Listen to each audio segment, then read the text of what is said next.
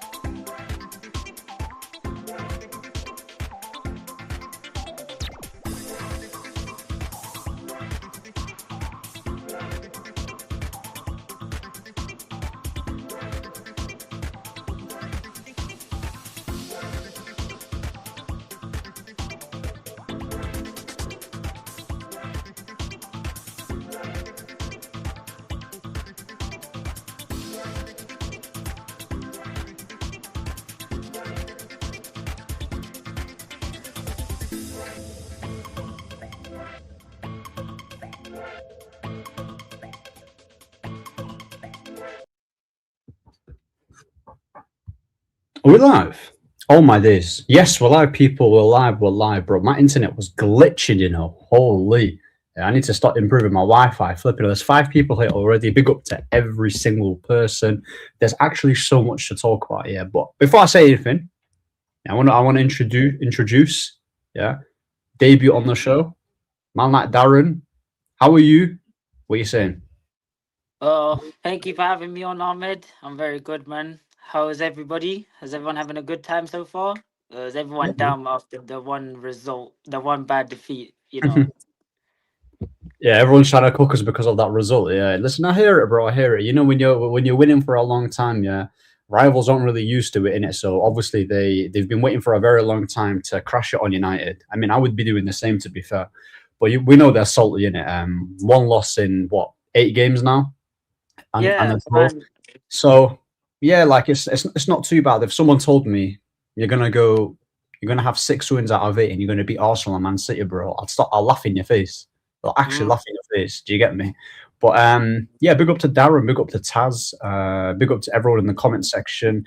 And no, the Zerbi won't come to United. That's all, folks. End the stream. Look at this guy, bro. This guy's a hater, you know. When Last we few get games, into that, oh sorry, yeah. Ahmed. When we get into the Zerbi thing, I've got a very interesting take about it, man. Chat to me. Oh, do you want to? Should we get into it now? Bro, listen, you know what? Yeah, let's react. Yeah, big up to everyone. Let's react to the draw first, innit? Yeah. Alright, So send on. we'll talk about the draw. So Man City have just been given Liverpool, right? Arsenal versus Southampton, Chelsea versus Port Vale, and then is that it? It's West Ham, and then West Ham will be facing the winner of Brentford or Leeds. I mean, that's what it says. It's So, No, West West Ham are Ham. playing Brentford. West Ham are playing how is Brentford, it? and the winner of that game is playing Leeds. Okay, okay. You know what? Let me just put it up here. There we go. Yeah. So City versus Liverpool, Southampton versus Arsenal, Chelsea, bro. Chelsea have got it nice. Arsenal have got it nice. Man City or Liverpool, bro. That's such a horrible draw because I don't want either of them to go through. So you know what? I don't know, man. I would rather. I don't. Let's just forget this game exists. Do you get me? Yeah. Hopefully Southampton do something against Arsenal, and hopefully, I mean, Port Vale versus Chelsea. Chelsea and Arsenal will go through. Let's be real. Yeah. They Port, should. yeah. So what are you lot saying about that draw? I'm still fuming. You know, we lost to Burnley. No, I mean Brighton. Brighton. Sorry. Right. Yeah, we drew to Burnley in the league, and then we lost to Brighton in the cup on the Fletcher, bro. We played. Yeah, that's so annoying. I know we would have faced Liverpool. I'm pretty sure we would have faced Yeah. Liverpool. Had we won. But what are you lot saying about that draw? What are you lot saying? It's annoying. Oh, So no, you go, bro. Oh, cheers. I think it's just annoying looking at all the teams that are there thinking it was an easy opportunity to get a trophy. I mean, West Ham or Brentford or Leeds can make it to Wembley. Chelsea are going to go there, Arsenal most likely, and then City or Liverpool. us 50-50. So it's annoying because it would have been just another silverware we could have bagged after like a terrible season. Well, I wouldn't say it's terrible, but it's just been a boring season in general. Just a complete boring season. To end it in silverware would have probably made it a bit better. You're saying, Yeah. Darren, bro, are you fuming just like us, innit? Because I'll be real. I'll be real. Yeah, big up to the guy in the chat, man. But I'll be honest. You see that FA Cup draw, yeah, you man. It was a disgrace, innit? Like what you said, we probably would have got Liverpool in the next round after Brighton, and we would have got knocked. Oh, actually, no, because Carrick would have been involved by then, so maybe the momentum would have been higher. But it's like what Taz said, bro. Like it's just it's just like when you see the sides that's left, that's a missed opportunity we could have had. Like we could have actually been in the chance for silverware because how many bad seasons have we had, and yet we had an FA Cup run. Like look at Ten Hag's last full season. Terrible performances in the league. But what kept us going? FA Cup. Amarin last season, terrible again in the league, abysmal, whatever you want to call it. But Europa League kept us going. Like maybe if we had this FA Cup run, it could have distracted us from paper over the cracks, you could say. But it is what it is, I guess, isn't it? no, 100%. Because you know what it is, yeah. Like despite us having such bad managers, yeah, Ruben Amorim could have actually got a Europa League, despite how crap he is, right? Against a poor Tottenham side. Ten Hag got 2 trophies and he was crap. Ole Gunnar Solskjaer was crap, in my opinion, and he lost a penalty shootout in it against that Spanish team. Villarreal. Yeah. So that kind of tells me, that in terms of winning trophies, especially the domestics, I'm not too worried about the next gaffer because I think naturally we'll reach the finals. I think our records in finals, we do reach to a fair bit about in because I know we lost to Man City when they won the treble. We beat them in the final. And yeah, man, like I said, in it with United, we need to start doing something in the league. Like I'm not saying we should be winning it. I would say we need to start actually getting some momentum. What are you lot saying about like the whole Carrick reign in it? There's been so many mixed. Obviously, Paul Scholes has come out and said what he said, but do you lot think that Carrick, this is a manager bounce, or do you reckon that he's actually doing something? Because I think that manager bounce is such a lazy argument. I think, if being completely honest with this whole situation, I think in the beginning it was like everyone's playing on adrenaline. Amarin's gone. It's like in school, the very bad Yeah. teacher's gone, so whoever comes in, it's just a free for all. Amarin's gone. Carrick's come in. There's no real pressure because what did he have? City and Arsenal in his first 2 games. City and Arsenal, then Tottenham, yeah. Yeah, exactly. So there was no real pressure. Everyone was like, maybe we can get Champions League, but just be better than Amarin. Come in, got us like those 2 crucial wins out of nowhere, and now the novelty started to worn off a bit, in my opinion. But I'll be honest, I've been okay with Carrick. The problem with when we had Amarin, it wasn't the fact that we was tactically, it was just we was badly coached. That was the issue. We just needed somebody to come in and coach these individuals to play football, bro. Because I don't know how many times you lot were doing like watching United games, but I swear I was just falling asleep like watching United games, man, because it was so disjointed. Like you have Dorgu, who's the left winger, but he's a wing. But I don't know what he was under Amarin. Didn't know what he was doing. Ahmad was just doing his own thing, and then you had the back 3. That was the only solid thing about Amarin, and yet we were still conceding so many goals, bro. No, 100%, 100%. It's like with Ruben Amorim, there was nothing going forward. Everything just looked stale. With Ten Hag, we were just getting battered. Like the first season was decent, but that second season when we played I remember the games against Bournemouth, Palace, the first season against Liverpool, Tottenham, they won 3-0, but say that again. Wolves, first game of the second season, Wolves, we had Mount, Bruno and Casemiro. And now, huh? No, that was the first one of the season. No, it was the first league game, Onana's debut, when he should have given away a penalty. Oh, when you punched. Yeah. When Cunha cooked us. Cunha cooked us that game as well.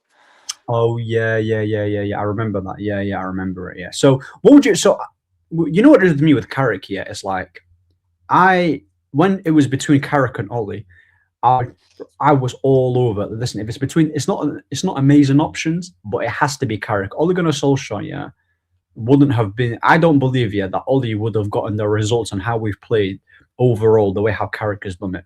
because he wasn't even doing the coaching when he was the manager. It was literally McKenna and Carrick. So yeah, man, I would probably rate his time at a 10. Probably give it an 8. I'll give it an 8. I think, Carrick. yeah, I'll probably give it an 8. And so far, I'm not. It's been 8 games, isn't it? It's been 8 games, bro. Like, Yeah. I'll be honest. Like, if the first 4 games, exceptional. Everything up until the Tottenham game, done very well. Since the Tottenham game, yes, you can say the results have mirrored the performances, but it's like what you guys saying. Like, I don't think Carrick's been that bad. It's just that now the shackles are like now the adrenaline's come down. It's like now, okay, cool. Everyone's looking at United when before it was, oh, United, this is an easy 3 points. You know what I mean? What I find funny though is like everyone's expecting us to play this amazing football, but then again, they never had us in top 4, so they're kind of so like which one is it? Are you going to move the goalpost? Do you rate the players or not? Because don't come to me and say you don't have the players to win to be in top 4. It's not a manager issue; it's a player issue. And then when we are winning and we're having surprising results here and actually performing to up until I would say the Tottenham game. I think after the Tottenham game, I'll say since West Ham, Everton, Palace, and Newcastle, I would say they've not been the greatest games. Yeah. But obviously, we was bound to lose, didn't it? Eventually, we wasn't going to go unbeaten throughout the whole season. So if we did, Carrick's manager of the year, bro. Carrick's manager of the year, we had done that. Bro, if you won every single game, but now I'm hearing, oh, but you only play 1 game a week. So hold on a minute. So you predicted Arsenal beating us. The Man City one, at best, they probably predicted a draw. There's no way. And we had 1 game a week. We had 1 game a week after that. So I just don't like the moving the goalpost, changing your tune all of a sudden. Like, it's just, there's a lot of flip-flopping in it with United. And this is why I wish my club here was actually proper serious, because like if they're talking like, if rival fans want to dismiss what we've been doing here in the league, right? This got to understand, we finished 15th last season. Yeah. I said in a stream, this was even last season, I think 7 months ago on Husam's channel, I said the expectation should be top 4 minimum. Do you get me? Because this is after. What I said. Yeah, 100%, bro, Darren, 100%. This is after we've met, because Hussam asked me if you sign Cunha and Buemo Sesko and Baleba, we didn't obviously get Baleba. What should be the expectation? I said top 4 year and an FA Cup. Obviously, we can't win a trophy in it, but the top 4 one, people were talking like top 4 was a miracle, bro. Chelsea roller coaster, Newcastle fell off, Villa don't have the squad depth. I mean, why are we talking like top 4 is so difficult? So yeah, man. Can I come in there what you're saying as well, Ahmed? Yeah, of course, bro. Say what you want. I was saying, we see last season, right, when we did the whole 15th, whatever, yeah? I said, guys, 1 game a week, yeah? I'm not using the Chelsea one. I'm not using Chelsea because Chelsea, it happened to be, what do you call it? They won the league, but if you look at it context-wise, 2 years before that, it's fair they were champions under Jose, 10th, then the champions again. It was pretty much the same squad. They just added Kante. I said, yeah, from the jump, Manchester United need to get Champions League. Not I'd like us, we need to, because the one thing that we haven't done since Fergie's left is on 2 years out of the Champions League. Yeah. And this is the first time like we've done 2 years. So this season it was crucial that we got into Europe, but preferably Champions League. We needed that. When I was arguing with my friends saying, you lot finished 15th, you lot are this, I was telling guys, this is unforeseen circumstances, bro. We actually go through the squad that we had last year, yeah. Man for man, yeah, that squad is not a 15th place squad when you think about it. Like, who was okay in goal? Onana, he's terrible, but I'd have him over like certain goalkeepers in the league. Chelsea got 4th with having Sanchez, and he was having a howler last year. Exactly, and I don't really rate Sanchez. Yeah. Dalot or Mazraoui at right back. Everyone knows before Amorim came in, Mazraoui was literally one of the best right backs in the league. Mm-hmm. Dalot was coming off the season where he was literally our player of the year. Then you've got what? De Ligt, who is highly rated. Harry Maguire was on a redemption arc. Lenny Yoro, young up-and-coming centre-back. Martinez is decent, I can say. And I feel like Kobbie Mainoo coming off the Euros. All of these guys, yeah, And then we finished 15th, and everyone thinks now, yeah, because we got rid of like the people that weren't even here last season. They thought, oh yeah, asking for top 4 for Man United is unrealistic. It was never unrealistic. Yeah, It 100%. It was was never never realistic, bro. West Ham finished above us. exactly, bro. You're telling me West Ham had the better team than us last year? No chance, bro. See, that's what I'm We saying. sold them a right back that you lot didn't rate. Do you know what I mean? And now you're saying now you're saying that the right back that none of you's rated when he was here is better than both of our right backs. Come on, let's not do Bro, this. what you see? I've been watching Wan-Bissaka very closely. Yeah, this guy's crap. Yeah, but when it comes to United and he faces against us, yeah, he wants to turn. He wants to try really hard. I remember playing in that West Ham game. Yeah, he made a really crucial block from Luke Shaw. He was defending. He only turns up against us, and yeah, us selling him. Yeah, was really good. We should have never bought him in the first place, bro, because that guy was always a mid-table player. You can just tell. Or maybe at best, yeah, have Wan-Bissaka as a squad man, squad player. I Yeah, think what killed it was 50 million, bro. It was yeah. 50 million with no So expensive, competition. bro. But you know what it is at the time? So what was it, 2019? So I was like 15, 16 when that happened. And obviously that was when I was like what? Thinking all I was thinking about, you know what, up and coming right back. He had a very good breakout season with Palace. He was coming Yeah. people were saying him or Trent. I was thinking if we can't get Trent, get Wan-Bissaka, hopefully we can develop him going forward. And it was always weird because everyone said he was a winger, but yeah, he was bad at going forward. Like, let's be real. It was I awful. remember I remember that wonder ball he did for Martial. Remember the cross he put for Martial when he scored against Chelsea? Yeah, I And we remember that won. one. Yeah, Yeah, I was Yes. thinking, okay, maybe we can develop here, maybe, but it just kept regressing and regressing and regressing. And yeah, and his man. positioning in the back post as well. Do you know what's Yeah. crazy? We bought Dallo the year before. To what? They're same age as well, so it would have been more logical to probably buy a right back that was a bit more experienced at the same time. It was But Munya that people wanted. Remember Munya at PSG? He was at 28 at the time. The Belgium guy. Yeah, yeah, oh, yeah. Meunier, yes. And he was cheap. He was cheap. He was like 20 million in 2019 as well, considering transfer fees were inflated. I think Cancelo went to Man City for like 50 in that window. So people were like, just go get Munya, 28. Got Dallo there, be good. And by the time Dallo's at the age that he's now, he'll be flying.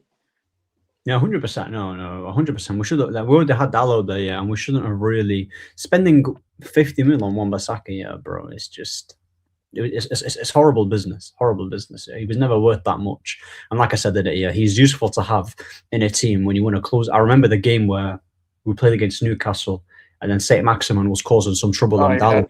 And Masaka came on and locked him down in it. So that's what I mean. If we brought, that's the one exactly. So if we brought Wan-Bissaka for like 20 mil, I'm not really going to lose or 30 mil. I'm not going to lose too much sleep over it. So yeah, man, it's not too bad. Like I said, are you guys keeping Carrick? Depends who's around, innit? Like I'm not gonna like get rid of Carrick for some fodder manager. Like if I'm being real, the only managers that could replace him would probably be the Enriques, the Hansi Flick. I am 50-50 on the Zerbi. I'm 50-50 on the Zerbi. You can try and persuade me, but I'm so 50-50 on him. But it's either Flick or Enrique that if they were there, I'd kick out Carrick straight away. But the likelihood of them two coming to United is pretty low, then I think, is it? Like then everyone I think thinks. Hansi Flick, yeah, is probably the most slept-on manager, yeah, and people aren't deep in the role that he's doing at Barcelona. What he's doing at Barcelona is absolutely phenomenal. This guy, you know how much money he spent? Atletico Madrid spent about 300 million euros, Real Madrid around 200, and they've spent like 77 million pounds or something like that. But Dani Olmo, the new goalkeeper, Rooney, someone else, Rashford Almo on was loan. his signing. Huh? Was Almo his signing? Yeah, they gave him Dani Olmo. Yeah, that was on the Hansi Flick. Okay. Oh yeah, because Almo had that sick 24 euros in it. Yeah. So with Hansi Flick here, he might have the best academy in the world, but so did Xavi, and look how that turned out. Yeah, cool, he won the league, fair enough. But when I was watching Xavi ball in comparison to Hansi Flick ball, it's like, bro, huge difference. Yeah, 100%. I didn't see the Rafinha that I'm seeing under Flick ain't the same one under Xavi. I think Yeah, go on. I was going to say, the only thing people say about Flick is that high line You thing. know what it is though, Taz? You know Arsenal play with a high line. PSG play with a high... You know what it is? I don't think the issue is the high line. I think with Flick here, because he's so attacking minded, you know when you push your defence really high up and as soon as you lose the ball, they're like a bunch of hyenas.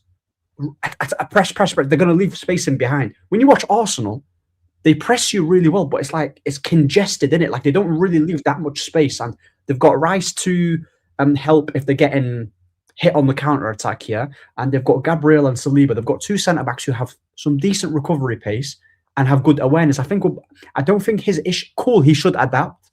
There's certain games where I'm like, bro, they're literally getting in behind. Do something, but I'm not gonna hold him to that, and just forget about all the good he's done. He's won 4 trophies, I think. He's won 4 trophies. He won a La Liga last year. La Liga, Copa del Rey. He won the Super Cup Super twice. Cup. Yeah, 4, and he beat Madrid in a final in that Super Cup. Yeah, he's done it twice. Twice. So he's beaten his head-to-head record, bro. He was slapping up Carlo Ancelotti, slapped him up, bro, so many times. If what that tells me, is that if I'm seeing a man produce them type of results and that type of football with minimal backing, only tells me that imagine what he could do. Bro, there's a reason why he slapped up Barcelona 8-2. It's the same style. You get I was gonna say, like, people should have seen him at Bayern, bro. Like he went into Bayern under. Bear in mind, I know Bayern, they slapped Tottenham like 8-1 in the Champions League or whatever it was, the day when Gnabry got 4 goals. But Bayern at the time he walked in was a complete mess. Nico Kovac was gaffer. He's falling out Thomas Muller. Muller's coming out undermining him in the press. He comes in, that Bayern Munich team's a mess right now. I think Dortmund are flying with Sancho, and I think there was another team as well. Comes in, plays Boateng, plays Muller, plays all of these guys, and he plays exactly the same way that you lot were saying. What did he do? He won a 6-tuple. Yeah. He won a 6-tuple. Bro, I can't lie to you, a 6-2, that is unbelievable. It's unreal. Do you guys remember Bayern at the start? Do you guys remember Bayern at the start of 1920 season? Do you guys remember them? How bad they were? Bro, they weren't that good. They weren't that good in comparison to when I told you that Bayern team was going to win a treble and win 6 trophies by the end of that year, you would have called me crazy, bro. 100%. 100%. After the summer Real Madrid had, because bear in mind, the summer that Real Madrid had, they got Hazard, Militao, Ferland Mendy, all of these guys were big deals. Everyone's saying the Champions League going back to Madrid, Zidane's there. And I think like Tottenham just reached the Champions League final. Liverpool were cooking. Pep was cooking with City. Like nobody would have gave Bayern Munich a chance. He literally turned Bayern Munich into the best team in the world after 6 months, bro. Bro, like the thing, bro, look at the players, The guy got Gnabry balling out. That's when Coutinho was on loan, I'm pretty sure. Coutinho scored twice against Barca in the semi. Well, Alphonso Davies came as a highly rated winger, turned him into a left back, put Alaba, who was a left back, into a centre back with Boateng, who was finished. Kimmich as the right back. No, Kimmich was playing in midfield. I think it was Pavard right back. No, I think in that Barca game it was Goretzka and Thiago. Oh, but either way, like he put Kimmich back into midfield. Kimmich was probably doing the that centre mid role into like right back. The Valverde role, isn't it? There. Yeah, he's probably doing that, but still, yeah. And I think what was the reason why he left Bayern again? Was it because I think he just fell out with like the people, like the sporting directors or something like that. I think he just fell out. It's the same with Oliver Kahn, in it, because if you lot remember the following season, Bayern Munich didn't even try to win the Bundesliga. They won it on the last day because Dortmund collapsed. Half an hour. Was that under Tuchel? Yeah, no. Tuchel was at Chelsea then. Tuchel must have been at Chelsea. No, he's right. Because Nagelsmann came in. I think Nagelsmann had a season. He did 18 months at Bayern. Then they sacked him mid-season. Bayern Munich won the league on the last day when Dortmund needed to win. Okay. And then literally half an hour later, they sacked Oliver Kahn, some other guy. They sacked them all, like literally after half an hour, bro. It's crazy. I'm not going to lie to you guys, the Enrique thing, big up to the comment section. One thing about Flick is that he is stubborn, but he won't change the high line. I'm going to be so real with you, Yusufi. I understand it. But, bro, there's so many stubborn managers out there. Pep is stubborn. Jurgen Klopp. Certain people backed one. bro. They Like, backed him when he was Thing here. is, if you're stubborn, you need the credit in the bank to be stubborn in it. Like I'm not thank talking you, about the guy from Lisbon, bro. And the thank fact you, that people are still saying he laid the foundations for this team, that's crazy work. bro. Laid That's my just ass, crazy. bro. Like that guy laid nothing in it. Yeah, man, talking about laid foundations. Last 3 games have all been 10 men. Newcastle was 10 men. Palace was 10 men. Everton wasn't 10 men. Tottenham was. So the last 2 games have been 10 men. And We we won didn't we against win? Palace. Huh? Yes, Beat Spurs. Yeah, we beat Spurs with 10 men. That's when, yeah, but that was, bro, Romero. He's an idiot for that. He got a yellow card and then he just went diving into Casemiro, blatant red card. And then the Palace one, that's one where the Bruno played the good ball to Cunha and then Lacroix. That's the one, yeah. So, yeah, bro. Mr. Consistent is back. Listen, bro, I'm telling you, man, I'm a new man, bro. What can I say, man? I'm a new man. Yeah.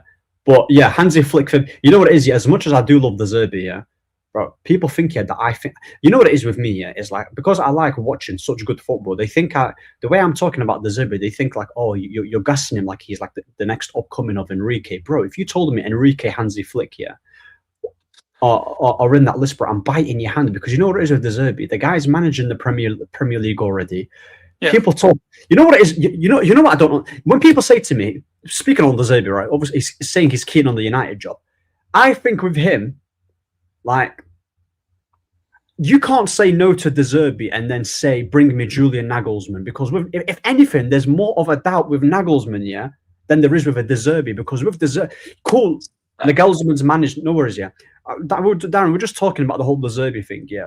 Obviously, I rate him highly in it. The 2 managers that I'm taking, first of all, I love Enrique. That's not going to happen. Let's just put that to the side. Hansi Flick, he's staying at Barca, I think, in it. So with De Zerbi versus Julian Nagelsmann, yeah, I don't understand why fans would, even though the 2 good managers and I would take them over Carrick, how can you say no to De Zerbi, who's managed in the Premier League, managed in the press as well, coached players, beaten the likes of Klopp, and even Pep was surprised by how well Brighton were playing.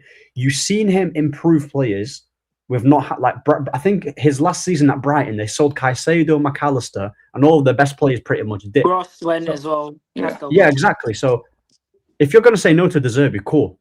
I'm going to hear your reasoning. I'm all open to it. Yeah, but Nagelsmann, bro, there's more of a safety net with De Zerbi. Yeah, cool. He might crash out, but I don't see De Zerbi coming. I don't see De Zerbi coming into a United team where he's not going to have certain he's not going to be reassured. Like I don't think he's going to go in there blindly. I think he's going to assess it properly, and he's like, "This is my ambition. This is what I want. These are the players I want. Are you willing to back me? And this is the type of football." I don't think Ineos and De Zerbi will see eye to eye, so I don't see it happening. But is he a manager that I would take over Carrick? I would say so. Yeah.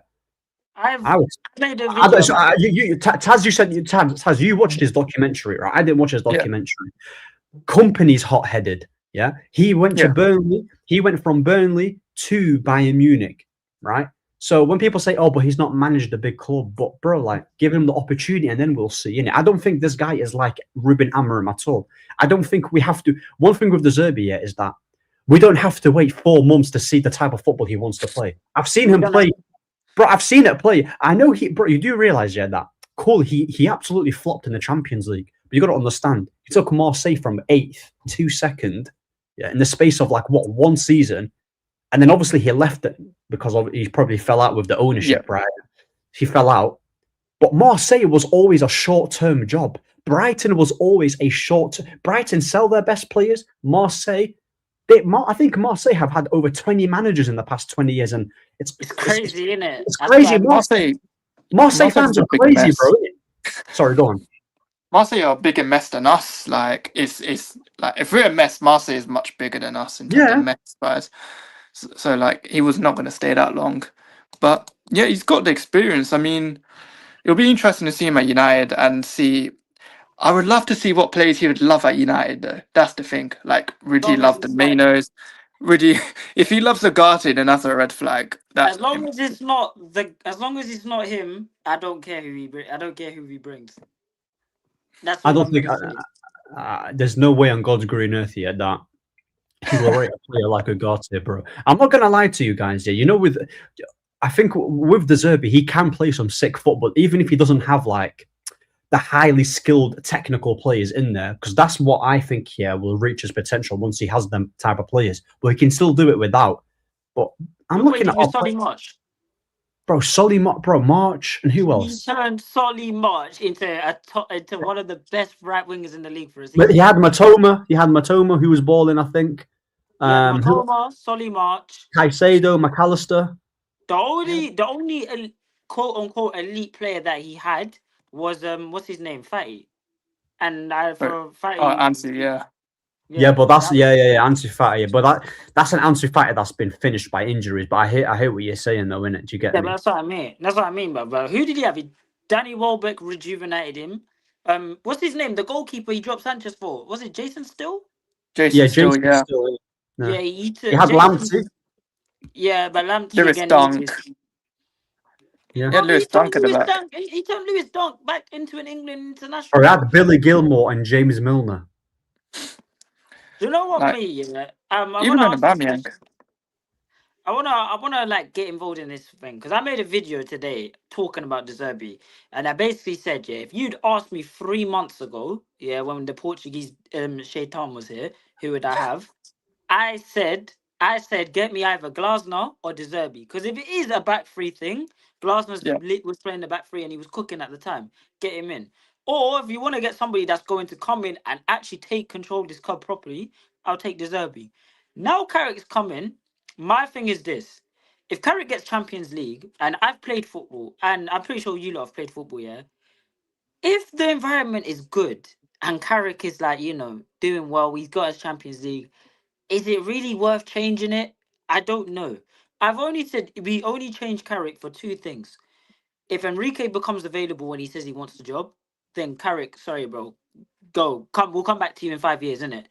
Or we come out of top four, but I need to understand how did we lose the top four position? Was it injuries? Did we collapse? I need to know how that happened. But now De Zerbi's keen on the job. I still don't know. I think between Carrick and De Zerbi, obviously you would say De Zerbi because he's the much more higher rated coach. But I'm thinking about it from a player's point of view.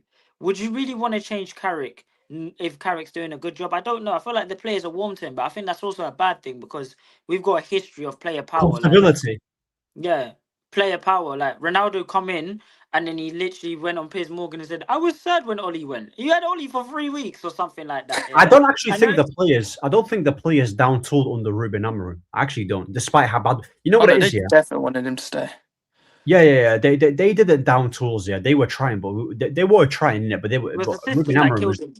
Yeah. Ruben Amorim was just awful, bro. Bro, like when Amania is saying, "Oh, there's so many interviews, bro." He was taken back. The job was too big for him, bro. He couldn't. He couldn't hack the interviews. How is he going to hack a football? How is he going to hack and coach a team yet against Premier League teams, bro? Do you The remember job the was. meme when we beat Burnley back in August? I think it was, and literally when Bruno scored the penalty, he's like this. Oh yeah. Yeah. Just For sure. And sleeping on the bro, there's so many memes. Like you see with Amarin, right? Yeah. Obviously, I'm not disrespectful. I don't care what he is like as a person, in it. Like it is what it is. I'm judging him from Manchester United manager, yeah. And on merit, right? Let's be real. The guy took what, a year to win back-to-back games? Was it? Yeah, he took a year. more or less, He took a yeah. year to win back-to-back games. He complained. The first red flag for Amarin was for me was when he complained in the first couple months he was here. He was like, "We don't have a left wing back. I'm playing Diogo Dallo left wing back. I need a left wing back." He goes and signs Patrick Dorgu. What did he do on Dorgu's first game? If you not remember in the FA On the Cup right. against Leicester, he played Dorgu as a right wing back, and it got me thinking. What's going on here then? You was complaining that you wanted a left wing back. You finally got one, and you're In invited Jan as well. in January. I got one, and now you're playing him on the right. That was the first flag red sign for me. And then I kept on seeing the dots with Amarin. It was like the run where he told us that, "Oh, I'm going to be playing the kids in the Premier League because we need to focus on Europa League." I understood that because that was the right thing to do. But then we kept losing games, and then he started playing the strongest team in the Prem, and then he was just going back and forth. And yeah, man, it just ended ugly, man. And I think like what you said, I don't think the players actually down tools. Maybe some of them did, but I think what killed him was that the fact that upper management like Wilcox and Barada, because Barada's the one that got Amarin Got in him, it, yeah. Yeah. and Bro, the Barada. guy holds the worst win percentage here in Man United since the Second World War. Come on now, like He was I the most mean, backed. He was the most backed between the fan bases though, because Ten Hag, people backed Ten Hag, but there was a lot of people that wanted Ten Hag out. they sent So, letters to Ineos. like Remember? Brothers, Amrin was the most backed manager by the fan base, and I feel like Yeah. these men were in a fairy tale you thinking he was gonna come good because he was young and stuff like that, and wanted know the why Amarin was Arteta back thing. the most? Do you know why Amarin was back the most? Because I don't know how you lot were saying it, but I said Amarin out after the Europa League final win it because Yeah, can't more or excuse less. finishing can't excuse finishing 15th in the Premier League. You can't excuse it. But my friends were saying, look what we had. We had Moyes, Jose, Van Gaal, all of these coaches. We sacked them all. The cycle's got to end. But I kept on saying, all right, cool. Let's break it down. Moyes, it was very unlucky. Whoever came in after Moyes, after Sir Alex, was in trouble. Unless it was an elite manager, you was cooked. Then Van Gaal, we sacked him for finishing fifth on goal difference, and he won the FA Cup. But people say that Van Gaal had to go because the football was boring. I personally say every single manager has played boring football. At least with Van Gaal, we just knew every game how we was gonna play, and Van Gaal never changed his principles for no one. Jose lost the players, called Pogba a virus. He had to go. Oli, I don't know if Oli actually lost the players or what it was. I think it's like what Ahmed said. I think the job became too big for him because of the quality and personnel. And Ten Hag, I think Ten Hag was trying. Like, he just pissed everybody off, bro. Like it started off with the He Ronaldo abandoned his thing, principle, didn't he? huh? He abandoned his principle, and the reason why we went and got Ten Hag is purely down to the football what we saw from Ajax, and then we brought him Ajax players, and he ditched that football in the first two after the first two games, and he was like, "Nah, I need to adapt." He adapted, he got backed, and then he never really replicated it in the second season. Played a whole new formation, a gaping hole in the midfield. That what was it? A 3-1-4. I don't know what formation he was He He was playing. signed doing. I think he Hoyland. was trying to do what City did, didn't it? Like he had 1-6 and he had 2-8s. Yeah, It just didn't make sense. He sold like Fred. That he sold Fred and got Mason Mount, who's similar to Bruno. Like it was a mess. It was a mess. And I think what Oh, killed Ten Hag, right? For me, I think what killed him. Everyone understood the Ronaldo thing because Ronaldo didn't really want to be here, and the fans were just like, unless like you grew up like idolizing Ronaldo, like you understood it. Like we understood that Ronaldo just it was best for him to go. I think what yeah. killed him was the Sancho thing, and I think the last one was Varane. Sancho and Varane. I think that's what killed Ten Hag a bit. yeah. I think with Ten Hag is like I get beefing Sancho fine. Sancho might not be the typical football player where all he does is train, train, train. He might want to go out this and that. Cool, but when you're beefing Varane, it kind of it's a bit of a question of like, what have you done to like annoy Rafael Varane? He's probably the most professional football player at United at the time, and Varane said Casemiro. Varane literally come out and said that the second season under Ten Hag, we started off a bit rocky. Varane went in, had a meeting with him, and he said, "This is what we need to do." And then for about 2 months, he didn't play him. Remember, Ten Hag He said in dropped a him for press the conference. derby. Yeah, remember what Ten Hag said? He said Yeah, Rafael Varane, because I think Johnny Evans was there, and Maguire, and he said Rafael Varane can't play left centre back. What did he do in when we played Liverpool? Do you remember that boring Liverpool game that we had, the 0-0, Yeah, when yeah, we yeah. didn't try to yeah. attack? Varane played left side of the centre back, and he was mad, and he played sick. Yeah. Oh, like Ten Hag was just lying. Like I think it was just like yeah, that's not what like yeah, like Varane the season before was one of the best centre back duos with Alessandro Martinez. Second Cold. season, second season, yeah, Ten Hag just wanted to get rid of him because Varane just had a meeting with him, bro, and I think that bruised his ego a bit. That this Ten Hag guy was a control freak, bro. He was a twat. Let's be real. He was a twat, yeah. Like, And he dropped Varane because of tactical, because it was a tactical change. Tactical. Yeah, yeah, For yeah. We all Johnny remember Evans, that. for Johnny Evans and Maguire. Maguire. I'm Yeah. telling you guys now, in the high line, I can beat both of them for pace, bro, backwards. So I don't know what he was doing, bro. I don't know what he was doing at all. But guys, I want to know, yeah, the whole Sancho thing with Ten Hag, because I've been speaking to people about this. Where did you lot actually stand with that one? Because my opinion on it was that we just lost to Arsenal in the way that we lost. Garnacho scored any other day, that's given as a goal. We win that game 2-1. I thought it was a bit like Oh, because they asked him about him and McTominay. He protected McTominay and just completely threw Sancho under the bus. I understood Sancho reacting the way he did because at the time he had a lot of heat on his name, and Yeah. then saying what he said. I think they were both in the wrong, but Ten Hag took the piss when he tried to say that I'll let you back in, but you have to apologize. And I think Sancho was ready to apologize, but Ten Hag said, "But we need to make the apology public because you basically made me public in it." But That's Ten my Hag thing. made it public by saying it was down to training, and He then could have said Sancho, injured. Could they have could said, have "Oh, he's injured. injured," Yeah, and then 100%. Yeah, because but he said McTominay was ill, and he just said, yeah, he said McTominay was ill, and Sancho was not training properly. That's what he said. Sancho was an easy way to take the piss out of. That's what it is, bro. He was the easy scapegoat. Like the thing is with Sancho, yeah, is like as much as I do rate him and how his career has panned out, is it's quite sad to see in it because the guy, yeah, bro, this guy was getting compared to Mbappe at Dortmund. Like the guy left United on loan, reached a Champions League final against PSG, cooked Nuno Mendes, was on the same pitch as Dembele, was on the same pitch as Mbappe, helped his team reach a Champions League final, played really well in the league too. The guy's got all the ability in the world, yeah, but unfortunately, this pains me to say it, but he ain't got it upstairs. He ain't got that. no, He ain't got that hunger. It's And I too think the wages he's on, bro. He's too comfy right I now. think I think He with did. Jadon Sancho, I think he did well at Chelsea, though. I think he had a good season at Chelsea. To be do you, fair, yeah, but do you think if Jadon Sancho, say he didn't, say forget United, say he didn't join a Premier League team at all and stays abroad like Jude Bellingham, so Dortmund Sancho, he's playing, he gets an offer, he scrubs England completely and joins, let's say, Real Madrid stays or in Germany, Barcelona. stays and goes to Spain, Italy. Do you think his career would pan out completely different? Yeah, absolutely. because he would have been away from the limelight, bro. The thing is, yeah, I was watching like a show about this. Yeah, it's actually so.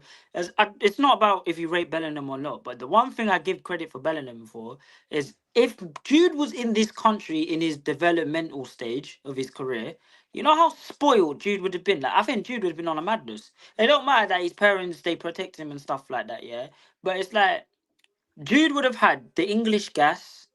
And you know what the English gas is like. It is contagious. He would have had the English gas. And the next thing you know, the minute Jude's having a bad game and he's pictured out in a nightclub, Jude Bellingham is out. I think the problem with Like Sancho, Sterling. Yeah. yeah, exactly. So Sterling buys his mum a sink, and then they're trying to say that like, oh, like after a defeat, oh, Raheem Sterling is showing off a new smart sink that you know, it was stupid. I think with Sancho, his problem was, and I don't blame him. I blame the idiot that put a 21-year-old at the time on 350 a week or wherever it was, because the year before we bailed, so we added an extra 100k to his wage or whatever it was. I don't blame him for accepting the bread. What I blame Sancho for is he's in a position where most people want to be in. He was the best youngster in the world at the time, or one of them. Comes to Manchester United, and for whatever reason, you can say tactically, you can say whatever, never suited him. But I feel like as a footballer, you have to do more. Like I like Jadon Sancho, I rated him highly. I was saying this guy's better than Rashford. I was saying the madness and arguments, but I feel like even though it was never in his favor, he still could have done more. Like certain games, bro, I seen Sancho hide, bro. Like he was hiding at certain points, bro. Let's not lie here, man. We've known Sancho for being a dribbler and getting past people. Did Sancho do? How often did Sancho was beating his man? Because I tell you with Rashford, yeah, when Rashford was bad, at least Rashford was trying to do something. Like he was still trying to beat his man. Rashford was always more direct, but with Sancho, yeah, like with Sancho, the problem with Sancho, yeah, is that when you're playing fast-paced football and you want to hit on the counter attack, and that involves players who are fast, physical, and direct, who cook when they're spacing behind, you're not really going to see that much because Sancho's the type of guy to slow the game down. He wants to, link up. You're not really going to see him dribble as much when he's in a team that's not really keeping the ball like that. I think the best Sancho that we've seen was under Ralph Rangnick when he was playing in that Yeah. 4-2-2, and ironically under Carrick. Yeah, Yeah, and then I think that's the best Sancho. Obviously, he had some glimpses against Man City when he sat down Milner against Liverpool. He had some decent games. Like I just think stylistically, yeah, it was a never match suited. made in. It was just a match made in hell. I understand he should do more. Absolutely, he should do more. With his type, Sancho is not the reason why you see Rashford do it more, because Rashford will always carry on trying and dribble non-stop. So it's like a volume thing, isn't it? Like he will lose the ball 10 times, but will get past his man 4 times. Whereas a Sancho, he's only going to dribble if he needs to dribble. He's not like a what's the word? Yeah, Like he's not like he's not a winger. He's like a creative winger, isn't it? He's not yeah, the great, yeah, PSP. yeah, yeah, He's yeah, not a yeah, yeah. PSP. I think the way you're talking to me about Jadon Sancho, all I'm thinking in my head is 2010s Arsenal. He fits in with that era of Arsenal. You know when he had like the 310s Arsene Like Wenger, left like midfield, like a yeah, left like, midfielder. like what Haleb was and all these type of players were. I think Well, the best that's Sancho that I saw, yeah, was the Chelsea in the Prem. yeah, Like, 100%. But that's not yeah, hard though. yeah. No, I understand that. Him and Palmer were doing their thing in 2024. Them two, when Sancho was on the left, Yeah, I remember they were that assist called he did Palmer. against Palace. He literally And goes through his legs, runs Or across even the a field. cameo against Bournemouth, bro. That guy, he was cooking that Bournemouth fullback. yeah, That's that's that. because his that, girlfriend was in it. His girlfriend came to watch him though. Let's be real. that Zerbi. Yeah, his girlfriend came to watch him. I remember a couple games before that he was stinking up the place. Then when his girlfriend came to watch him, let's put off a show. Oh, there I'll be was. real. He I'll did be this Do you real. thing though remember? in conference, didn't it? He did this thing. Obviously, he was quite vital to them winning. He changed the game. He had some decent Listen, games actually against in Ten Hag's first season. The one against Leicester. I think Leicester, where Rashford scored twice. I think he bagged an assist. He bagged the goal Tottenham as as well. well. So he did well But then against when he Tottenham. came out, Leeds. he came off the bench in it. Bruno put him through in it. He scored a tap in, playing in the 10 in it. Yeah, he was Something like playing in the that. middle. I He's think had some decent games in the first season. he played well against Leeds. Pretty sure did well against Yeah, Leeds. Got past his players there. Like with him, it was never going to be consistent in it. So it's a shame in it, because I actually think with Sancho, yeah, it was never whether he can hack it in the Prem. It was always about whether the team that he was going to choose here will suit his strengths. And we thought it was going to be Chelsea. It started off really well, but Chelsea just fell off. I think, bro, he's such an idiot. You know, I don't know who's around him. He chose 3 clubs. He chose United, which wasn't suited to him, but it's United in it. Like they were taken back. yeah. I don't And blame him. I don't blame him for the United one. I'll be real. I don't blame okay, him. let's not blame him for the United one, but his team did know it was under Ole Gunnar Solskjaer, right? He's not a qualified manager, right? Cool. The Maresca one, I'm not gonna blame. I'm gonna blame him. I'm gonna blame him more for the United one than I am with the Chelsea one, because Maresca and Chelsea and Sancho were talking. Listen, I know you're a player who likes to link up, dribble in tight spaces. We're gonna work on that. You saw that for the first 2 months here before the new He's year. ridiculous. Yeah. He's So ridiculous for the a Villa, I'm Chelsea. sorry, yeah, the Villa one. What an idiot, bro. Stupid. What's the point? He's on the bench. Do you know what I would say with Sancho? Yeah, this is why I blame United. I don't want to hear people say Sancho's attitude let him down, and I don't want to hear people say like United failed him. Let me tell you what the attitude thing with Jadon Sancho. The attitude that you lot say he has followed him his whole career. Let's be real. It's happened at City. It's happened at Dortmund, Dortmund. England, United. The only 2 places we haven't heard his attitude is Chelsea and Aston Villa, right? But either way, and the reason why I know about the attitude thing, because the university I go to, one of the coaches actually had Sancho in the youth team in the under stage, and he told us a story about him. So they must have been going away on an under 16 or whatever England camp, and they're at the airport. They're on the plane and they're going around the plane, and it's going, "Where's Sancho? Where's Sancho? Where's Sancho?" So one of the coaches has had to come off the plane, had to go find Jadon Sancho. Jadon Sancho, these times he's like 15, 16. He's in the Rolex store. The one of the coaches is saying to him, "Oh, why are you in the Rolex store?" And he's like, "Oh, I'm going to look." I think a coach must have said something to him like, "Oh, well, I don't know why you're looking. You can't even afford a single Rolex." Sancho looks at him and says, "Oh, really?" He buys 3 Rolexes from that Rolex shop. Bear in mind, he's 15, 16. Goes onto the plane and dishes out the Rolexes to 3 of his England players, bro. So the attitude thing has followed him his whole career. But I think if you're that good, I don't mind you having an attitude. And he was quite consistent with it. So I didn't really care because he was Yeah, that even good. Ralph coached him as well. Ralph said he didn't have an attitude problem.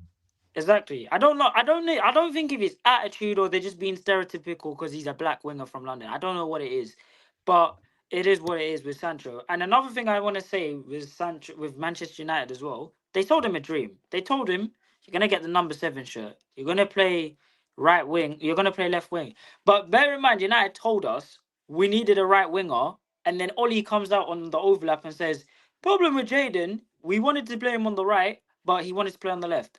At one point in the negotiations, you're telling me Jaden Sancho did not say he wanted to play on the right at all on the left.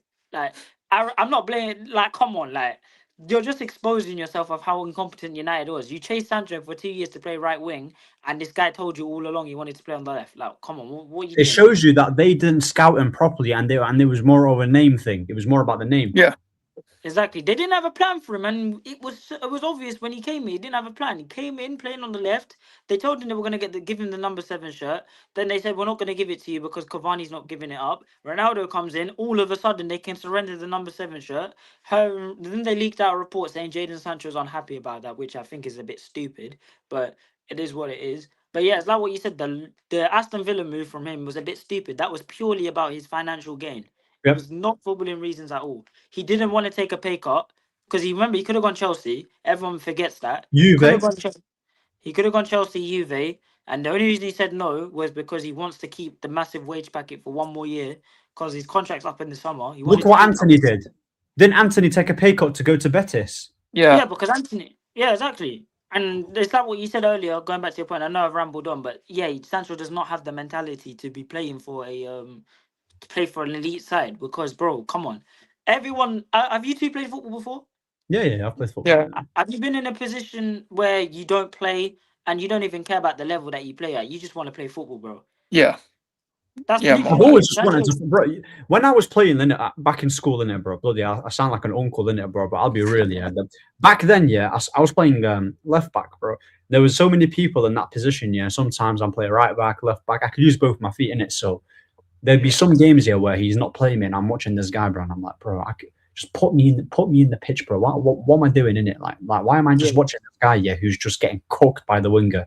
At least you know what you're getting. I was never this baller, bro, but I was a steady Eddie in it. You know you're going to get with me. So when you're not getting game time, yeah, it's frustrating. There's only so much, yeah, that a guy can be professional. I'm not going to cause a fuss about it, but I'm dipping, bro. I'm not just going to do this thing here where I'm happy to be here. I want to play games. I want to play football. Exactly. I can only imagine how footballers would feel, bro. Cool. You're getting paid the amount of money you're getting, but bro, like, you want to play football. It's a short career. One injury and you're cooked. Look at Callum Hudson-Odoi, yeah? I know he's still playing football, but he's not the same player. That Achilles killed him, bro. You can't recover from that Achilles. You can't. It's impossible, bro. It's impossible. And with United as well, yes. It's going back to the whole United and the signings and how the. Do you think Ineos do you think Ineos are building the squad correctly? Because think about it. You've got Sesko and you've got. So they went and brought Zerbi. Zerbi was meant to be the striker, right? And they went and bought Sesko for a lot of money. Cool. Zerbi is eventually going to want game time, and he was a lot cheaper. Sesko's obviously going to be the number 9. But then was Zerbi bought for Ten Hag, or was that a club signing? That was a club signing. Yep. Ineos' first season, they said all majority of the signings were going to be club signings, innit? Yeah. But I think the Zerbi thing, I think, because what I've seen about Ineos, they do buy, their academy players a lot, innit? So you've got like Chido Obi in the academy now. So I think what they're going to probably do is develop Chido to the point that when he's ready to go into the pro teams, he'll be competing with Sesko more or less, all trying to develop under him, if that makes sense. They told Chido to leave Arsenal. He's going to be the 3rd choice striker. They told him that at 16. So they've got a plan for him. It's just whether now it's just down to Chido to now do what he has to do to get that plan. Yeah. Do you not think though, getting rid of a player like Zerbi, for as much as people can say what they want about him, yeah, he's such a good player to have in your team. I personally think, like, I think he's got mad quality, and he's another one I don't believe is getting the fair treatment of being played consistently week in, week out. And the cameos that I've seen him have against Palace, quality. Against Leeds, sorry? he got an assist. Against Leeds, who was performing, like against Palace twice, bro. Like, people say he doesn't score goals, but how do you expect a guy to not score? How do you expect a guy to score goals when he doesn't play as a striker week in, week out? You do realize that even under Ruben Amorim, when he played a lot of games, he wasn't actually playing as a striker. He He played played strike. behind. He played behind Hoyland. He played behind Hoyland, and if anything, he should have had way more assists to his name because, bro, he fed so many chances here to so Oh many my, players. Do you get me? He fed that so many Sociedad opportunities. game, that Can Sociedad I game, he would have had can I so can many I assists. I want to say with the Xerxes thing, right? All I've got to say, you United fans that like to do the GA thing or whatever, you guys should have known that with Xerxes, you was never buying a prolific striker. Under Ten Hag, when we bought him in, Ten Hag did not want a goal scorer. He wanted a striker that was going to come in, do the running, link up play. He wanted like a Firmino type striker. That's why he got a Veghorst. That's what he wanted to do with Ronaldo because he wanted to get the best out of the wide players like Rashford and Anthony. When we bought Xerxes, I saw his stats. I think he had like 11 goals and 8 assists against for Bologna the season before. Yeah, he I had 11 goals. Yeah, yeah, I knew we weren't buying an out and out striker because obviously that was the plan with Hoyland. Hoyland's going to be the killer. He's just going to come in and be different to what Hoyland was. Yeah. And then see United fans complaining about Xerxes. I'm thinking if you guys just scout players, for example, yeah, you just scout them and you know what you're buying, you wouldn't be complaining all the time. I think the problem is modern day football fans because GA has ruined the game so much. I don't know when this whole GA thing even started. Think people see like a GA striker, he's a striker, he should be getting goals. But if you just do your research and just know what you're buying, you wouldn't be complaining about Xerxes. And what you're saying about Xerxes, I had said a couple weeks ago I would sell Xerxes and promote Cheeto and get an experienced striker. But now I'm on the opinion now I will only sell Xerxes if Xerxes wants to go. If Xerxes just says, "Listen, I'm not getting the game time that I want. I would like to leave." I wouldn't get in his way to stay. Do you know what I mean? Yeah, But I need to know who you're gonna replace him with. And I don't half want of this another one. kid because we're gonna have two. We have two kids. We need if we're gonna get rid of Xerxes, we need to get an experienced striker that doesn't mind playing 20 games a season. Yeah, Like definitely. I think. You know what Real Madrid had like a Hosselu. We need like Oh something like yeah. that, a stopgap so Sesko and Cheeto can develop because Cheeto is clearly gonna be one of the strikers one day. So that's what I would do personally. But if not, keep Xerxes and just keep him around. He's different to what a Sesko is, anyways. Do you know what we need an experienced midfielder in the summer because Casemiro is going to be gone, and if you're going to buy what the Beliebers, potentially Anderson, Wharton, for example, that's all youngsters. So we need a mature midfielder. And Bruno we G. Tonali. mate, Newcastle are not selling us. Well, they would sell us, but it would be a hefty price. It would have to be a massive So investment. then we have to do what we used to do then. If we're a serious side, do what we used to do. We want your player. No, cool. We'll unsettle your player to the point you have to sell us him. Liverpool did it this season for Newcastle, so yeah. We can easily do it. The problem, I'm fed up, because I was having this debate with somebody, yeah, and they were like, "Oh, we can't sign," because I said we should sign Anderson, Baleba, and Yeah, Antonali because Casemiro's going and Ugarte's going, so we already need two midfielders anyways, yeah. And I want four because imagine Kobe Mainoo's going to be there, yeah. Anderson, Baleba, and Tonali. All of a sudden, and we're going to be in the Champions League next season, hopefully. All of a sudden, we've got quality midfielders, bro. But everyone's like, oh no, because someone's gonna complain about not getting game time. And I'm like, hold up a second.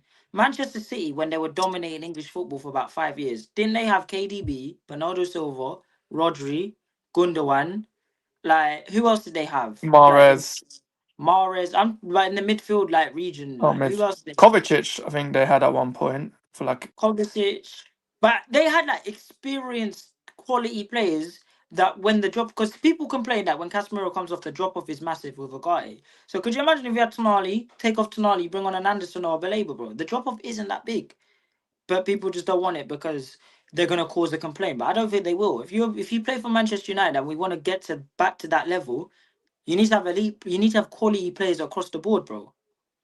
literally, I think people don't realize like how many games there is if you're playing Prem, Champs, Carabao, even FA Cup. You're gonna get injuries, and if you get injuries, like you're just more. You've got depth in it. You need the depth if you're gonna play Champions League football. And I don't get the only reason we complained about players not getting any minutes was because it was Kobe Mainoo that wasn't getting any minutes for the likes of what Manuel Ugarte in the midfield. Yeah. Like that, there was an actual reason why we were complaining about players not getting minutes.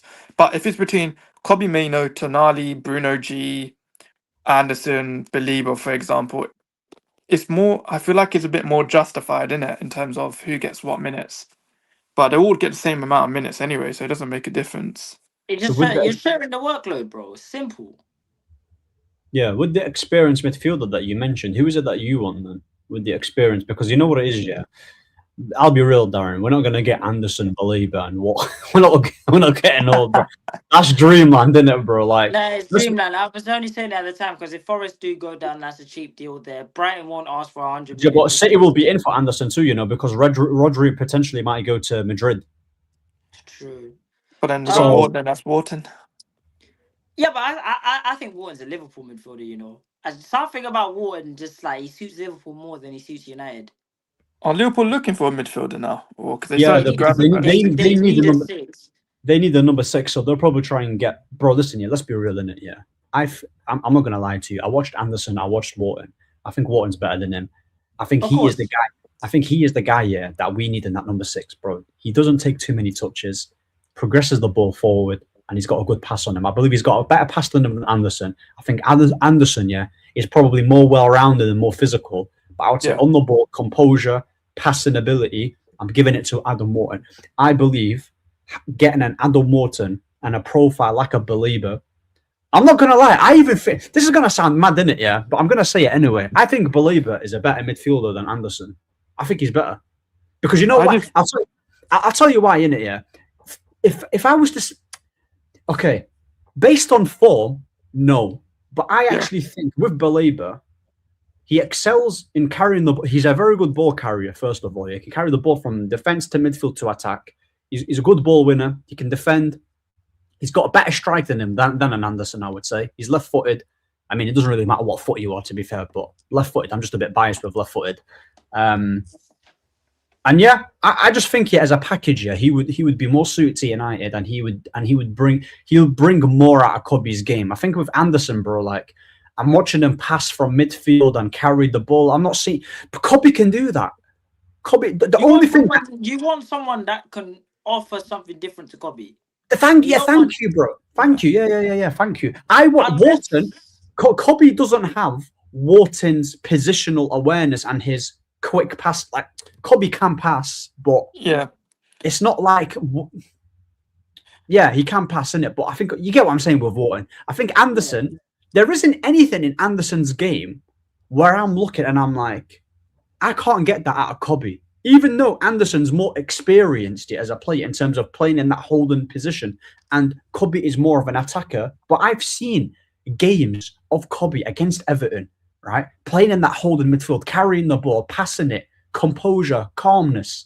There's nothing, I don't know. I think with Anderson, yeah, he's a good player, but he doesn't have anything that's outstanding to me to the point where, Rod, this guy, yeah, we need him in it. I think Wharton is better suited. I think Wharton will give us that quality. We've not had a CDM since Carrick.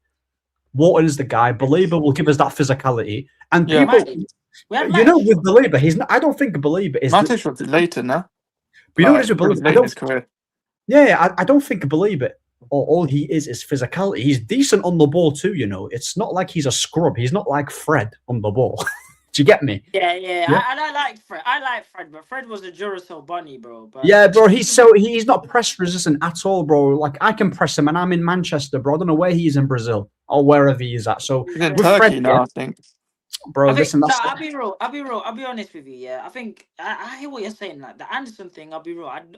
I don't rate Anderson as highly as what people say he is. It's just because he's on the rumor mill, isn't it? But like last summer when it was Belabor, the chat, I said yeah, I'll take Belabor. I just wasn't prepared to pay the money that 100. Brighton Yeah, wanted. facts. Yeah. 100 million for a player that's had one season in the Premier League. Come on, guys.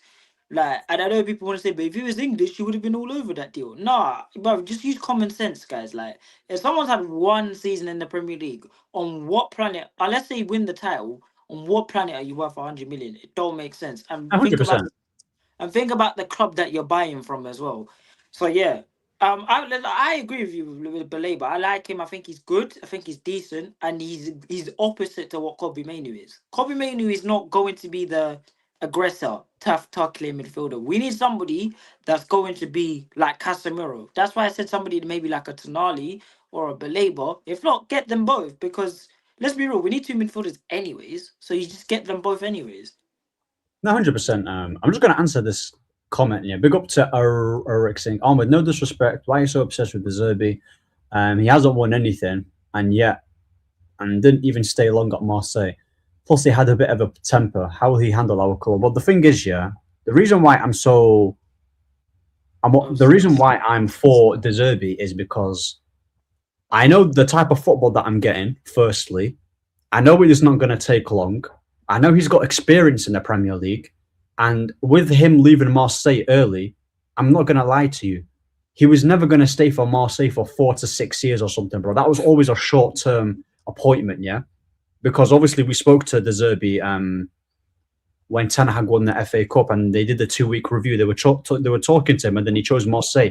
Marseille was always it was just a stopgap in it. It was just in the meantime. I'll do what I'm going to do. He got them Champions League football, played the same football that he played at Brighton. So, what if you with the whole temper thing? Yeah, cool. His temper might be an issue here, but bro, so many managers have temper. Bro, just because, bro, I've seen Klopp go mad. I've seen Pep go mad. I've seen Bear managers go mad in it. So this temper thing, yeah, I think people are kind of over exaggerating it a little bit, bro. If the Zerbi comes to United and reaches his ceiling in 2 years, but lays the foundation and gets us to play some good football, then get rid of him if he can't take us anywhere further and get someone that's stylistically similar to him or more of a man manager that can get us over the line. I've never said that keep De Zerbi for flipping 5 or 6 years, bro. Like, I just want to see the football that he plays at Brighton and Marseille, at Man United, and I believe players like Kobe Mainu will develop massively. I think player development. What's more important for you, like the next Man United manager? Is it developing players? Is it the personnel? Like, what is it that the next Man United manager needs to have? For me, the style of football has to be quality, bro. It has to be quality. Sustainable. It has to be sustainable. 100%, bro. Like the thing, bro. I'm not gonna lie to you, Darren. Yeah, post Fergie, actually no, post Van Gaal, the football's been diabolical, bro. Mourinho football, awful. Oli football, it was just vibes in it and counter attack. Amorim, I prefer not to speak. Ten Hag, I prefer not to speak. I want someone. Okay in spells, innit? Like, yeah, okay. Ten Hag's first season was calm. Yeah, Ten Hag first season was pretty much Oli ball in it. Yeah, just counter attack and defensively decent in it, and then that's it. Like, bro, for me, yeah, De Zerbi, he ticks all the boxes that I think he's a very good tactician, right? Yeah. Sets a team really well. I think people overlook his adaptability. Like he can adapt. I've seen him, yeah, have players that aren't high quality play some quality football, i.e. the Brighton. Yeah, solid much. Like, so I think there's a lot of advantages with De Zerbi. You're not going to get a manager who's perfect. That's why I would take him at United, bro. Like, people say Julian Nagelsmann, he's never managed in the Prem. I'm not saying you have to have Prem experience to be a good manager, because I'm not taking Sean Dyche. He's got Prem experience. But yeah. You get the point, innit? You can't be saying with De Zerbi it's a risk and not act like Nagelsmann won't be a risk as well. He'll also be a risk. The thing is with Nagelsmann, he fell out too, by the way, with the ownership. I'm pretty sure. And also, Nagelsmann at Bayern Munich was undermined, bro. Literally, there was reports about like my players weren't respecting Nagelsmann because he was like younger than some of the players. Like Mane literally pressured him or something, like squared up to him or something.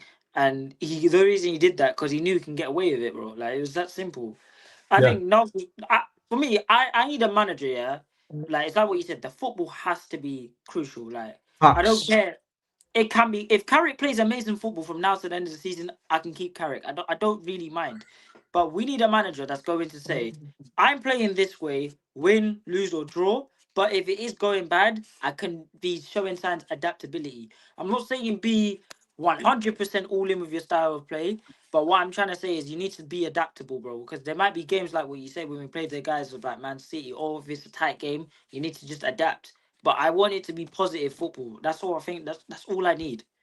Bro, the guy fit. Bro, he's animated. He demands respect. He's not someone who's going to pander to you and be all soft. He's going to play attractive football, attacking football.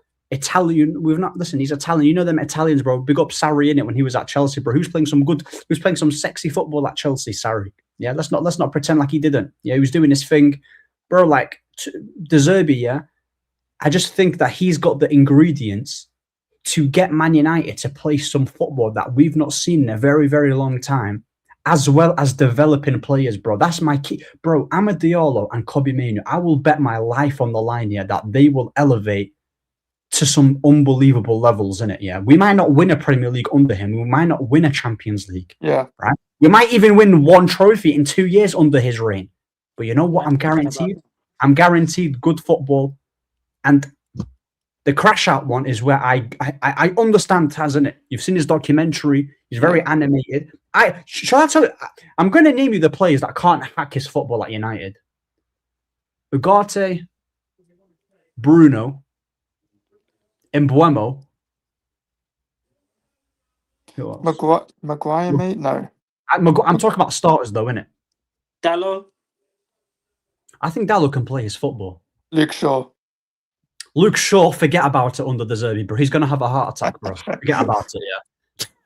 Yeah, Luke Shaw, yeah. So I would say the players that can play, Kobe, Ahmad, Mazraoui, Lissandro, Heaven, Yoro, Cunha, I wouldn't. Yeah. I think to a certain degree, I think Cunha would be fine. Cunha to a certain degree, yes. I think with Cunha, the personality for it. I think the personality, like him and Zerbi, yeah. I think Zerbi he will love I think he will love a player like Kobe, and he will adore a player like Ahmad. Yeah, bro. Do you think De Zerbi will love Mason Mount? Oh, please, no! Get rid of him. I'm scared that's please. gonna happen. He'll see him as this little Solly March. I'm scared he'll see him as Solly March. I'm sorry. Mason Mount should have never came to this club in the first place, guys. Can we get rid of him, please? Like, why is he still here? Number 7 after Cristiano Ronaldo. Oh, come on. What, 300 bags? Like, it's 60 crazy. million for a player that nobody asked for. Well, if you get and then they took the piss. By whoever gave Mason Mount the number 7 shirt deserves prison time, bro. Like, I mean, Ten Hag more or less did it. What? Oh my God, Mason Mount is just. I've had enough of him, man. Can we just get rid of him, please? Bro, we know that you know who he's just a hedgehog, isn't it? Yeah, he just does nothing in it, bro. He's just. Bro, Mason Mount, he's doo-doo, mate. He's awful, bro. Like, that guy, yeah, like, he's just a basic player who does the basics at a decent level. Nothing outstanding. Football says, sure, if you get De Zerbi, you're not improving. You need a top manager to develop. I believe he's a top coach. What do you mean we're not improving? Improving in what sense, though? What does that mean? Because we've had top managers before, and it's not showing us to develop. Like, no one's improved since Van Gaal. Like, we signed we got Jose, and you could say whether Jose's washed or not, but when we got Jose 2 seasons before that, he won the league. Like, Van Gaal came 3rd in the World Cup. These are top managers on paper, right? And they came to United and we didn't develop. So, like, I just don't get this narrative. Even look at Amorim. Amorim won a 3-peat in Portugal or something like that. Comes to United, flops. Arsenal got Wenger from Japan. No one knew who Wenger was. Comes into Arsenal, what does he do? Wins them a league. So it's not. It just depends, innit? You need the right manager, the right system, the right philosophy to develop, and that's it, literally. I believe De Zerbi is a better coach than Julian Nagelsmann, but Nagelsmann might be it. Do you think Nagelsmann is the guy before the guy, or is Nagelsmann the guy? I think Nagelsmann is the guy before the guy. And I also think De Zerbi, yeah. Yeah, what is De Zerbi? I think De Zerbi, I'm going to be real, De Zerbi at a top club, I believe he's the guy. De Zerbi at United is the guy before the guy. That makes sense. I know what you mean. Standards are different between United and the other big teams, I guess. If De Zerbi is at Barca or Bayern Munich, he's the guy. At United, he's the guy before the guy. That's how I would see it. Yeah. Again, bro, I'm gonna be real with you. He's a good manager. I like him. He's a good manager. You know, he's adaptable, can play some decent football, attacking football. But De Zerbi can't improve players. I get like me? him, but I think the Bayern Munich thing has tainted his CV a little bit. Yeah. Well, there you Get go, rid of bro. Mount and give the number 7 shirt to Do you know India or what? you. Yeah. I want to vacate the number 7 shirt like completely until we actually get someone that's like world class. Like, because Mhm. I'm sick and tired of giving the 7 shirt and then it just doesn't work out. Because I think, The 7 shirt is the biggest shirt in football, isn't it? At yeah, Manchester, it's the biggest jersey. United, definitely. Beckham, Ronaldo. you need to do milestones to deserve the number 7, in my opinion. Like, I just think it's It's not- giving it away too easily. I just don't think it's right, especially to someone like Mason Mount as well. Like, he hasn't justified it. We've given it to Michael Owen, and Michael Owen barely did nothing at United Yeah, but But besides my one bro, goal point, against City. I'm gonna be honest, guys. Yeah, I think we need to. I think Enrique coming to United is cuckoo land. He's not going to come to United. I would listen, bro.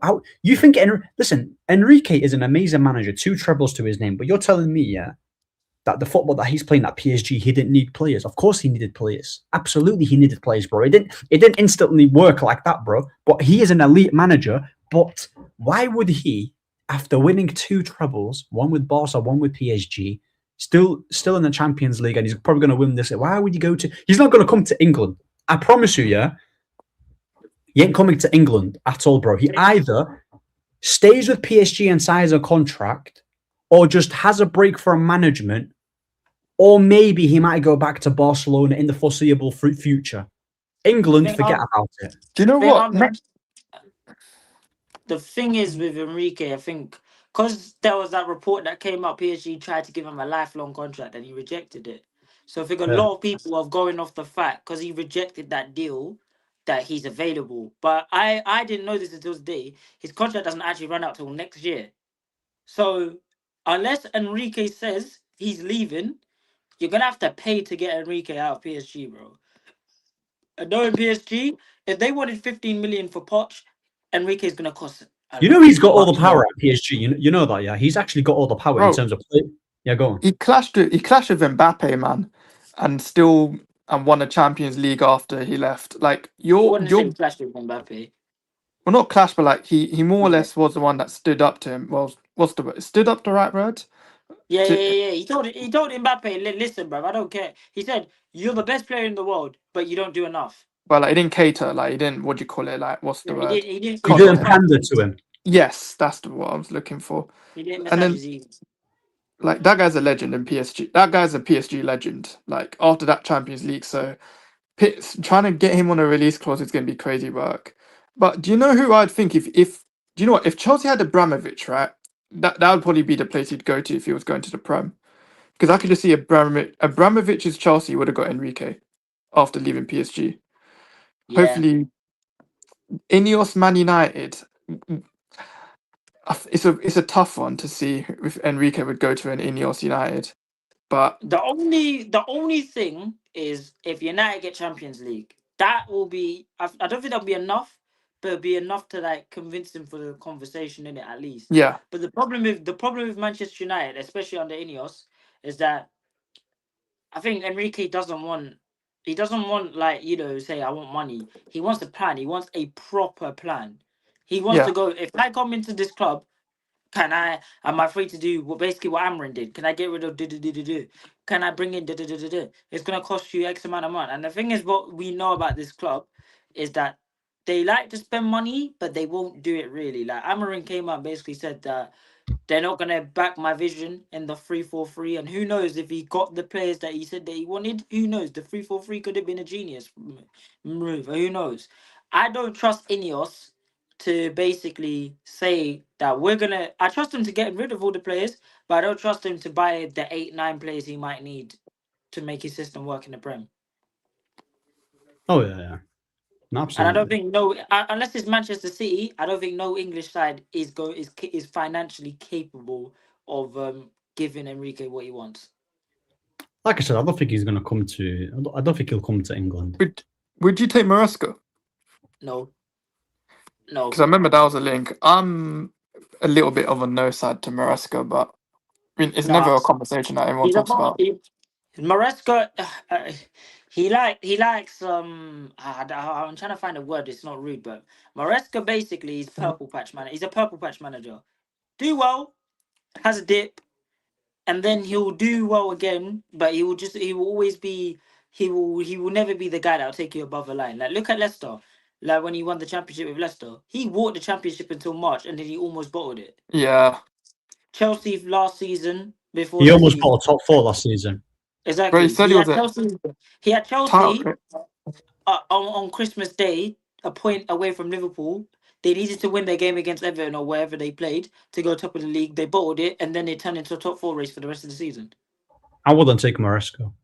I wouldn't take him. I think he's too.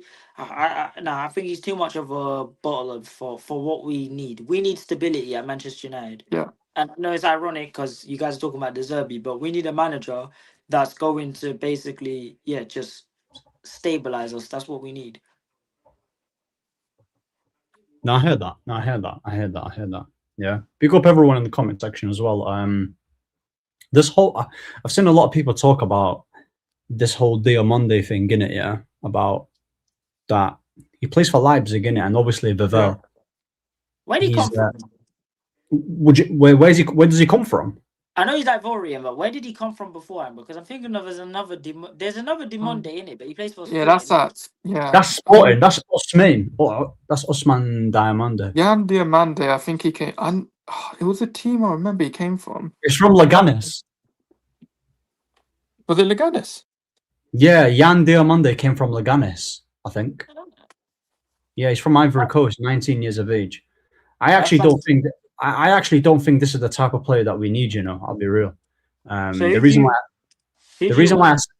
why I say this shit is like he looks like a player that does well when they're spacing behind, and cool, he might chip in goals here. But like I said, playing in Bundesliga, yeah, and the goals that you're going to get there, especially for wingers, I don't believe it's gonna. You can just replicate it at Man United. I think Man United is going through a rebuild right now, and we need players that can help unlock low blocks. And a guy like Diomande, who's 19 years of age, who's going to need development, yeah, I think he needs to walk into a team that is stable and has the foundations laid already. And if an example of this would be Semenyo, for example, he scores goals. Yeah, Semenyo scores goals, but he's got Cherki there. He's got Cherki, Foden, Rodri, Aït-Nouri, Silva. Yeah, Bernardo Silva. Like he's got them type of players here who can help a lot in build up and create opportunities, and then Semenyo can just be in the box. Boom, Cherki cross, Semenyo go. With Diomande, bro, like we've got Mbeumo, who is better when they're spacing behind. We've got Cunha, who can do something against low blocks when given the responsibility to play through the middle, but essentially he cooks even more when they're spacing behind.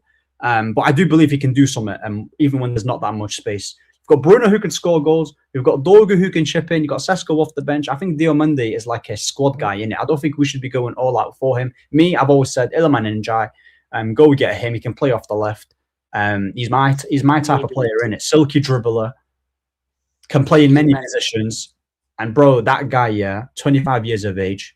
You're telling me Iliman Ndiaye, Ahmad, Cunha, and then you've got Sesko off the bench and Zirks. Come on now, bro. I'm taking Iliman. We're gonna have an Aki front three, bro. Bro, bring that Aki, bro. This is Aki front three, yeah, man. Come on, man. Ahmad, Iliman Ndiaye, bro. Come on now. That'll be probably the most halal attack force of all time. Bro, maybe we need a bit of halal, bro. We've not challenged in a long time, bro. Do you get me? But we've been doing haram stuff for the last 13 years, bro. Come on, man. Bro, we need to be purified. Do you get me? We need to be purified, man. So, that's the type of winger that I would go for Everton. Everton will probably ask for like 60 or 70 mil. Run that. I don't care. Run it. You see, with Iliman Ndiaye, yeah, I think I've obviously he done well at Sheffield United. I know he went back to Marseille, didn't really have a good season stats-wise at Marseille. But obviously, I've been watching him closely, and I think it was they played Tottenham at Goodison Park last season. And the way Iliman Ndiaye, I think he grabbed the ball from the halfway line, beat 2 or 3 guys, put the ball in the top corner on his left foot or something crazy like that. He's both-footed, you know. He can use both feet. Yeah, exactly. And obviously, I've watched his documentary. Like his dad was a ballerina or whatever, and his dad taught him. I think Iliman Ndiaye is the type of winger we've not had at Manchester United. Iliman Ndiaye is the winger that certain United fans thought Garnacho is. Oh. Bro, did you watch his performance against Newcastle? Who, Ndiaye? Bro, go. If anyone's got any time, go watch Iliman Ndiaye's performance against Newcastle. He didn't get a goal or an assist. He was moving, bro. moving, man. Like I like quality him, ball. Jam. Bro, I like Iliman in Jai, man. And the thing is, everyone wants to say, but he plays on the right. If you don't forget, remember last season he was playing on the left. It's only because Grealish came in, and now he has to put him on the right. but that But shows you in it. even He can do a job there, innit? exactly, man. Sorry to just I've got to head off in it, but big up for having me on. Big up to everyone on here. Shout out everyone. I'll see you lot in a bit. Yeah, Big up Big Tazza. up, Taze. Appreciate in a you bit, having me. man. Big up. Now, 100%. In Jai is Matt Techie. We need that. Absolutely, bro. That's the type of manager that I'd That's the type of player that I'd bring. I like Wharton too, but I'm concerned about his injury record, and Palace will demand a huge fee. Yeah, they're probably going to demand about 90 to 100 mil. I wouldn't pay that for Wharton. I'm not going to lie to you. I don't Even think they though will. I don't think Palace will demand that. I think they will demand a reasonable fee. I feel what like they've 80? got. I feel like they've got an agreement with thing because at least they signed a new deal and he still went. I know he had a release clause and Eze didn't go for a lot. I think 60 will be alright. I think 60 they might accept that for him. Yeah, 60 could. Yeah, I don't know. Maybe I'll push it to 70. To be fair. But yeah, man. Listen, 1 hour and 25 minutes. Listen, big up to everyone. Big up to Darren himself for tuning in. Big up to Taz as well. It's been a lit stream. Hopefully you guys have enjoyed it. There's 3 people here. Make sure you like. Make sure you subscribe. And yeah, bro, Wow. Darren, just tell the people where they can find you in it. But you can find me on my TikTok. Literally, it's the same on my thing, Darren7 on my TikTok page, and my Instagram is literally Darren Maser 7 as well, man. So yeah, just find me. Before are you ending the stream, Ahmed? Yeah, but you can say whatever you want, bro. Yeah, I just want to say before we leave, I want to appreciate Ahmed for coming through, for allowing me to have this opportunity coming in, man. Yeah, man, I've always wanted to do this content thing, and yeah, so I appreciate it, man. Hopefully, I did a good debut, and maybe I'll be back on in future episodes. Who knows? Bro, Martial debut against flipping Liverpool, bro. Come on now, yeah. Nah, Come on. appreciate that. Appreciate that for sure, man. Nah, But it was a yeah, sick debut, man. Like, you know your stuff, man, innit? Yeah, but for me, yeah, it's all about getting people on. Not really asked whether you agree with my opinion or not, but at the end of the day, yeah, it's about showing love, supporting people. And yeah, I'm just gonna put your comment. This is your TikTok here. yeah. I think this is your TikTok. As you're doing that, bro. Yeah, that's my TikTok. As you're doing that, Ahmed, let me tell you something, bro. I've been watching you for years on that. I feel I've been watching you for years, bro. And the thing is, my thing as a football fan, yeah, is people like a certain way how football's been played. Some people love the way that like you rep Dallo. Some people like the way how some people don't like Dallo. Football is a subjective game, in it. There's no actual clear defining facts. And my thing is, yeah, I've been rating your opinions. Sometimes I don't agree with them, but it's your opinion at the end of the day, and we've got to be respectful. My thing is, if you're gonna say something, for example, this player is not good or he is good, come with a point to prove it. Like, come with a point on the table. Don't be saying that, I don't know, like Tyler Blackett could have been a top 5 centre back or something like that. Yeah, If he without can, breaking it down. yeah, like without breaking it down, like have a very good point of what you're saying in it, and I think that's all. That's all it is, bro. And we all want the same thing. We all want United to be competitive, bro. It's just that we're frustrated because we've seen United be at the level, and now we've accepted mediocrity to the point that, let's be honest, bro. Over the last 13 years, maybe 3 players alone, we've had, like, people might argue Zlatan, Ronaldo, and Bruno are the only players that Pogba. really did.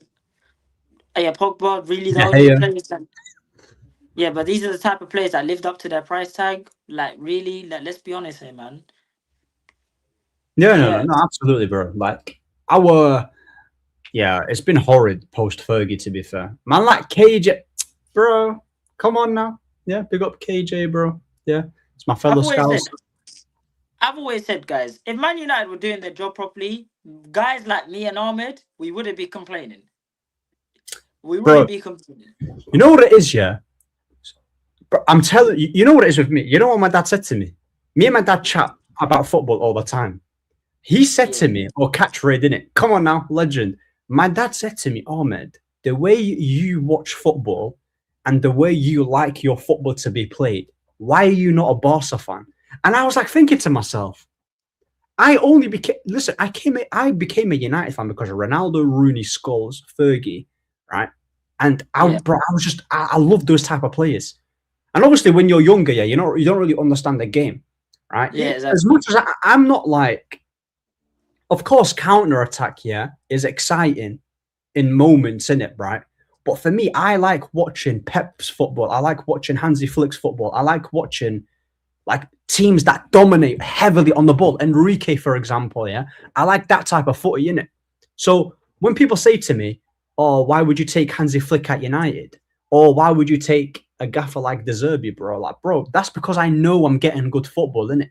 It's guaranteed, bro. I don't want them Jose type managers, them Antonio Conte's, like, Like dead all of bro, that, it's bro. knackered, bro. Oh, the bare oranges, man. Come on now, yeah, yeah. Big up, bro. There's I, 21 I people. Make sure you sub. Oh, I'm almost hit. I've almost hit 1.6 in it. So if you can help me with that, Yeah, keep on. bro. I feel like I've subscribed to you, bro. Like, keep subscribing to Ahmed, guys, man. But guys, do you know what, Ahmed? You've got an interesting point here. Because when I was younger, I didn't support I didn't support a team until I was like 8.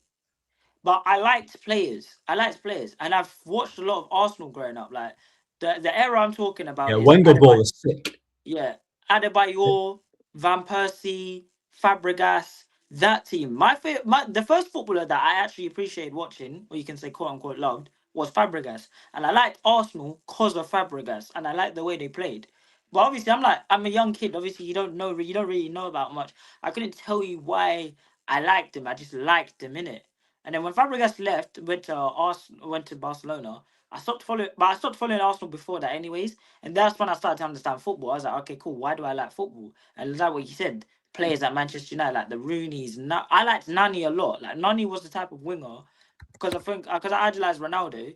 I was thinking, oh, look at Nani though. Nani is like basically like Ronaldo. No one in the league is like that. But then I drifted more towards United, and then when I started to understand football, you understand patterns of play. You understand the type. Then you start to fully understand the type of players that you like.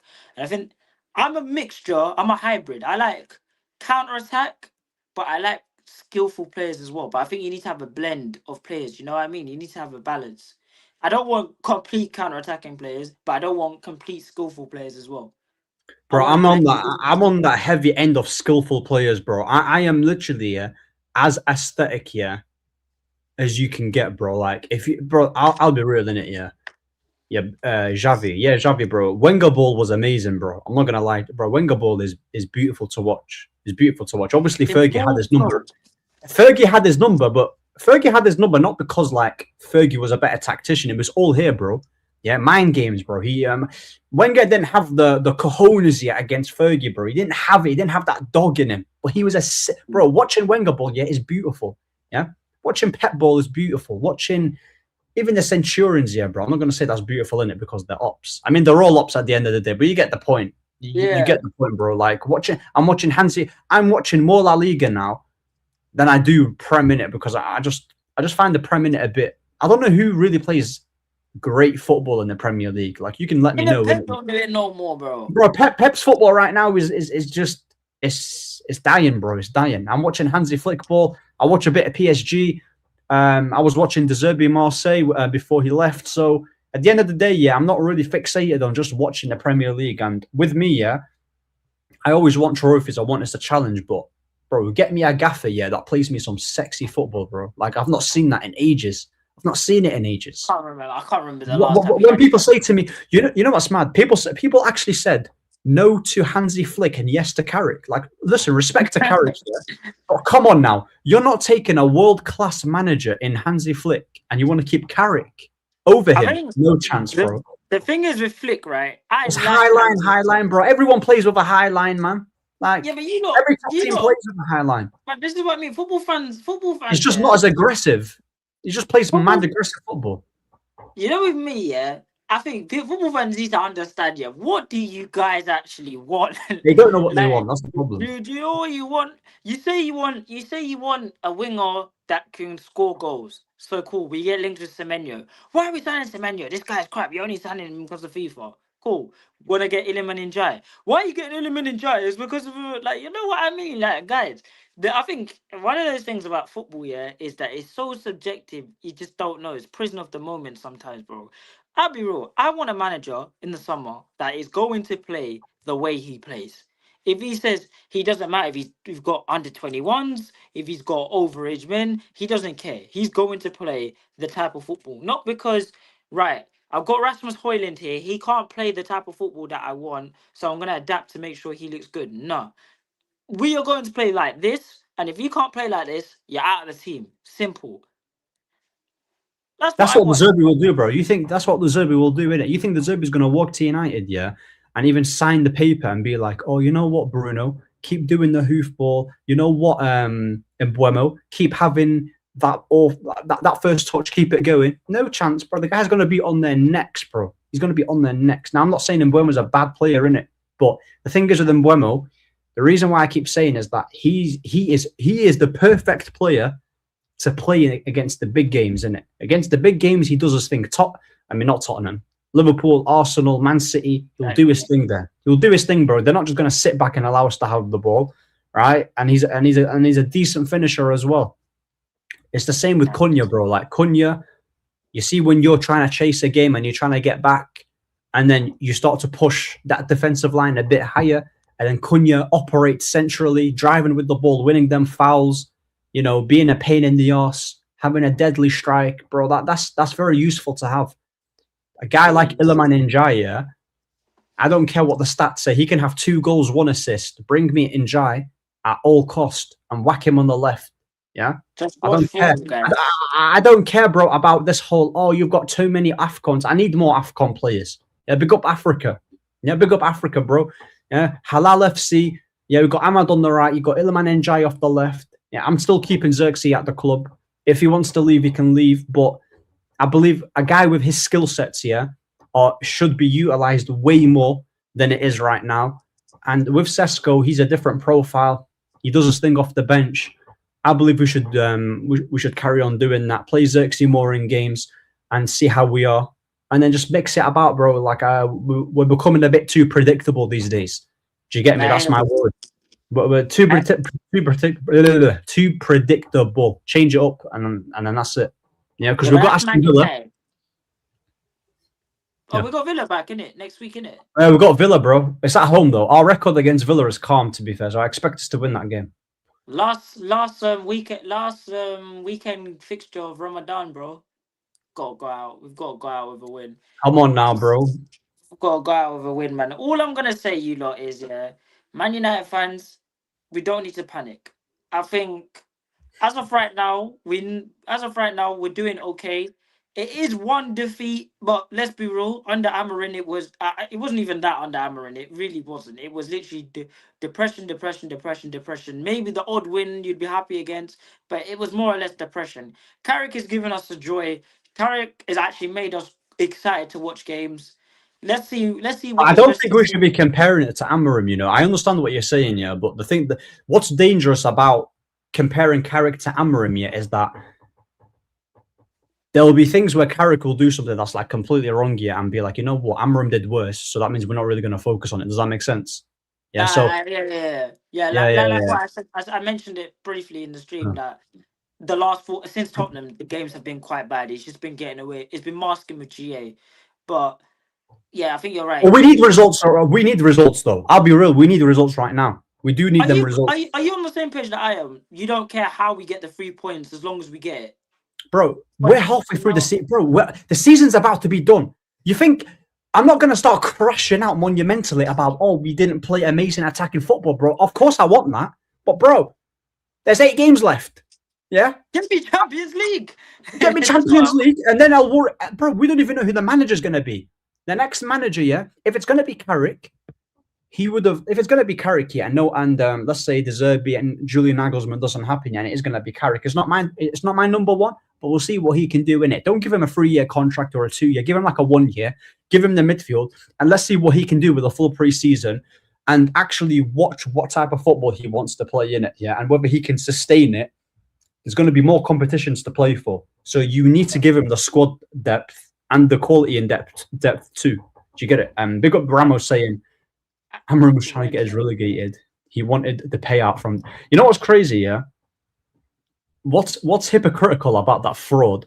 He said, if you guys don't want me, I don't even want the compensation. I don't want compensation. But then he's talking about wanting the bro. This guy's a crook, man. You A know, crook. you see with Amarin, yeah, it got to the point I genuinely thought he was taking the piss. Like, I think every single manager, yeah, there's always been a moment with them and you're thinking, you're just taking the piss. Like, Jose's last game, Liverpool, he had Pogba on the bench and he played Fellaini, and then this guy had the cheek to, he had, what was it, Fellaini, Darmian, all of these guys, and then when somebody asked him, why didn't you play Pogba, he said, the way the game was going, we didn't need Paul Pogba on the pitch. Okay.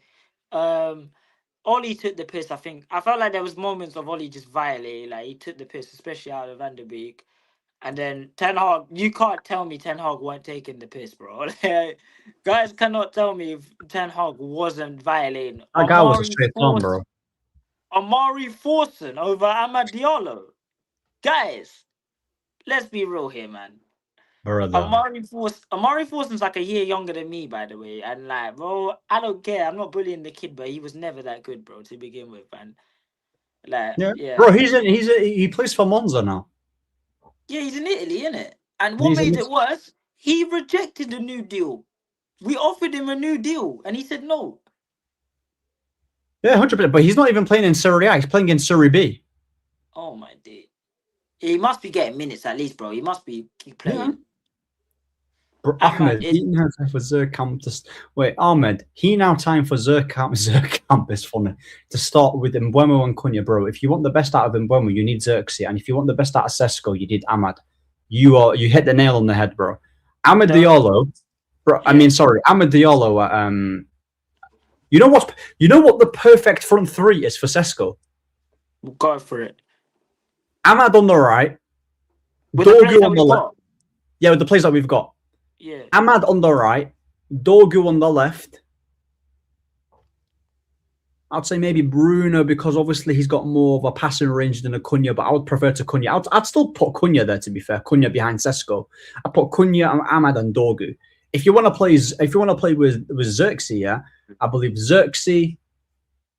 I would say Dorgu, Xerxes, Ahmad. You know, you can say, but where's the lack of goals? But I think you can still get goals out of that. Yeah. Bro, if you play the right football, bro, and put the players in the right areas, they'll put the ball at the back of the net. You don't need an out and out. Because we had one of those, and you lot were complaining that we had one. So let's be real here, bro. Like, Ronaldo did that. You guys complained for a whole season for him doing that. So it doesn't really matter, bro. I think, yeah, what we need to do is literally just play like for what we've got now.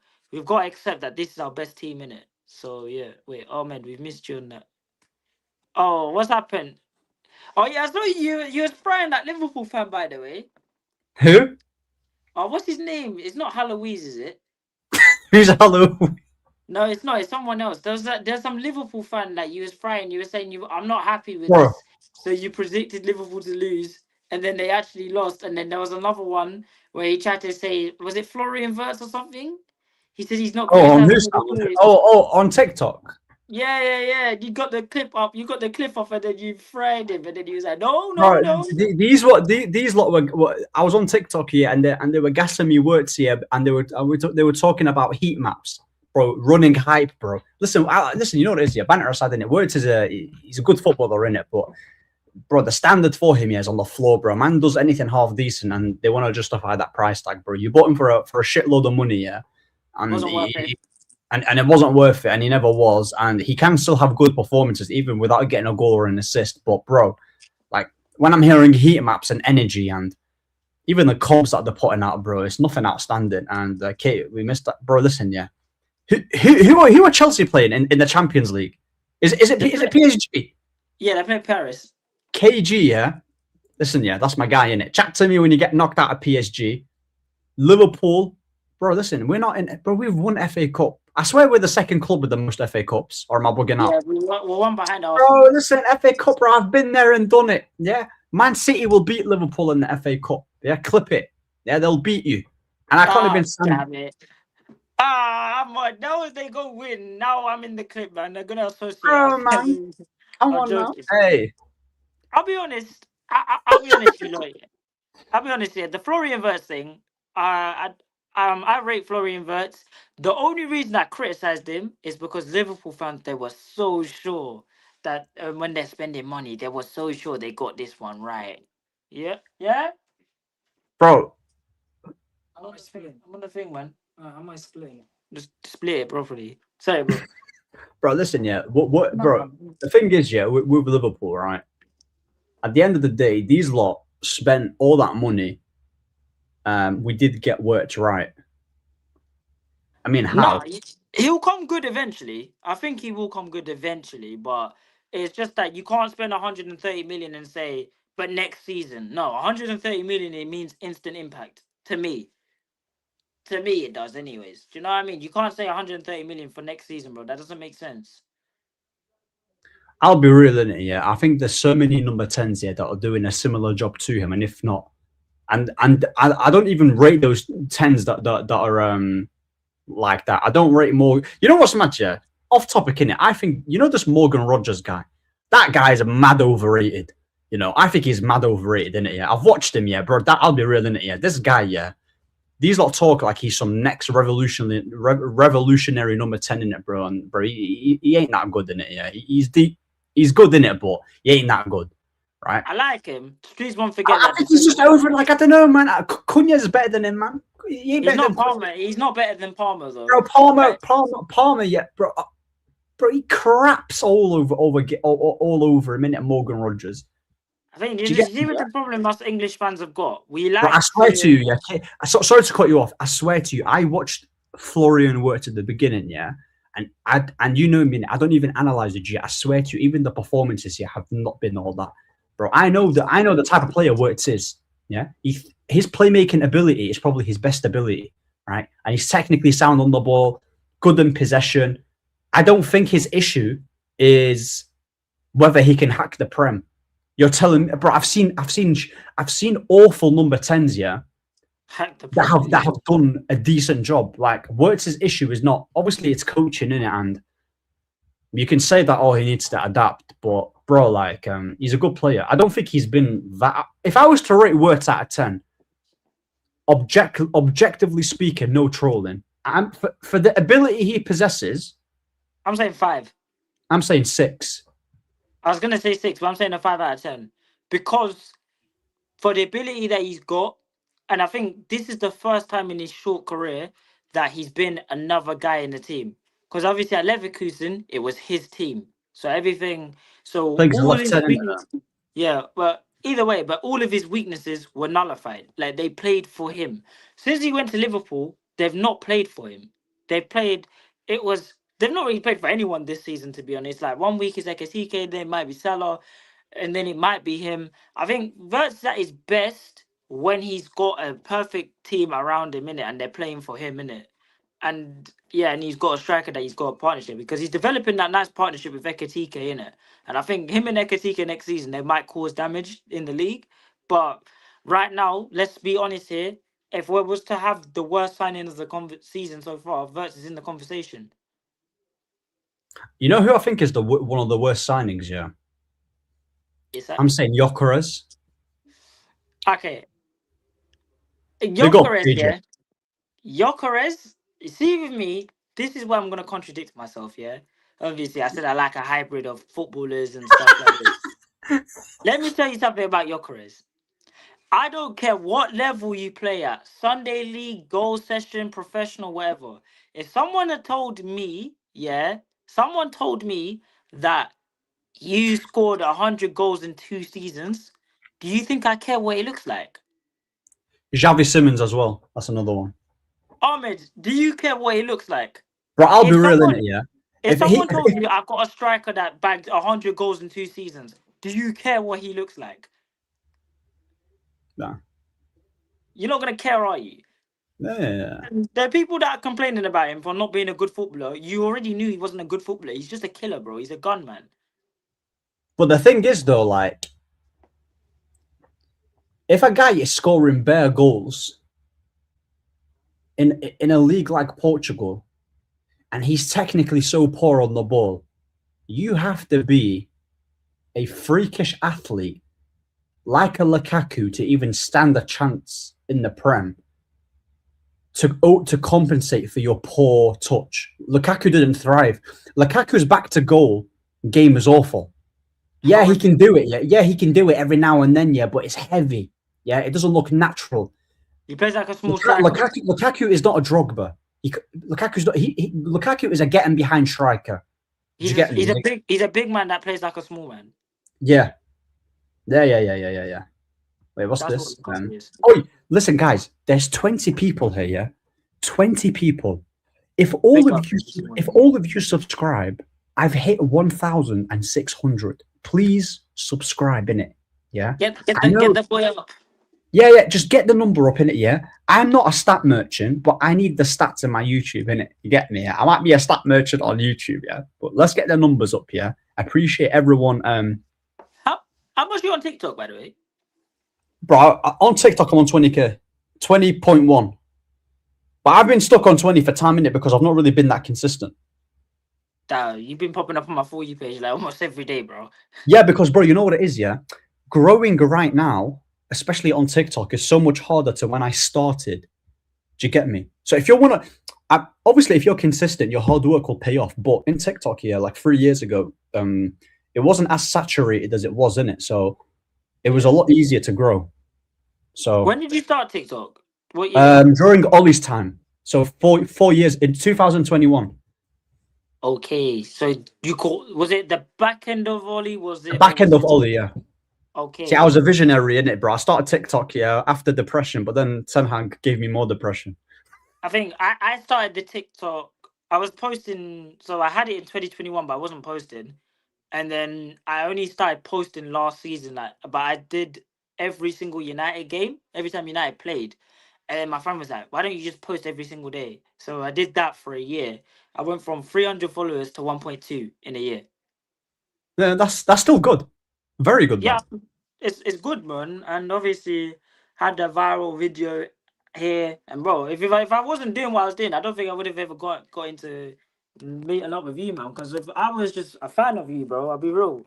Everyone was always cussing you, bro. But I was just like, nah, man. I think Ahmed's got a good opinion about United, man. Come on now, bro. What can I say? But bro, you know what it is, Darren, bro? I've got bad PR, man. I've got bad PR. No, because you know what it is? It's the way you deliver it. I think, you know what it was? I think, you know what it is, yeah? Because you'd cost Rashford, yeah, but then praise Sancho. And then everyone would be like, this guy don't make sense. How's he getting on to someone for scoring 30 goals a season, but Jadon Sancho's done nothing, and he's telling everyone that Sancho played well?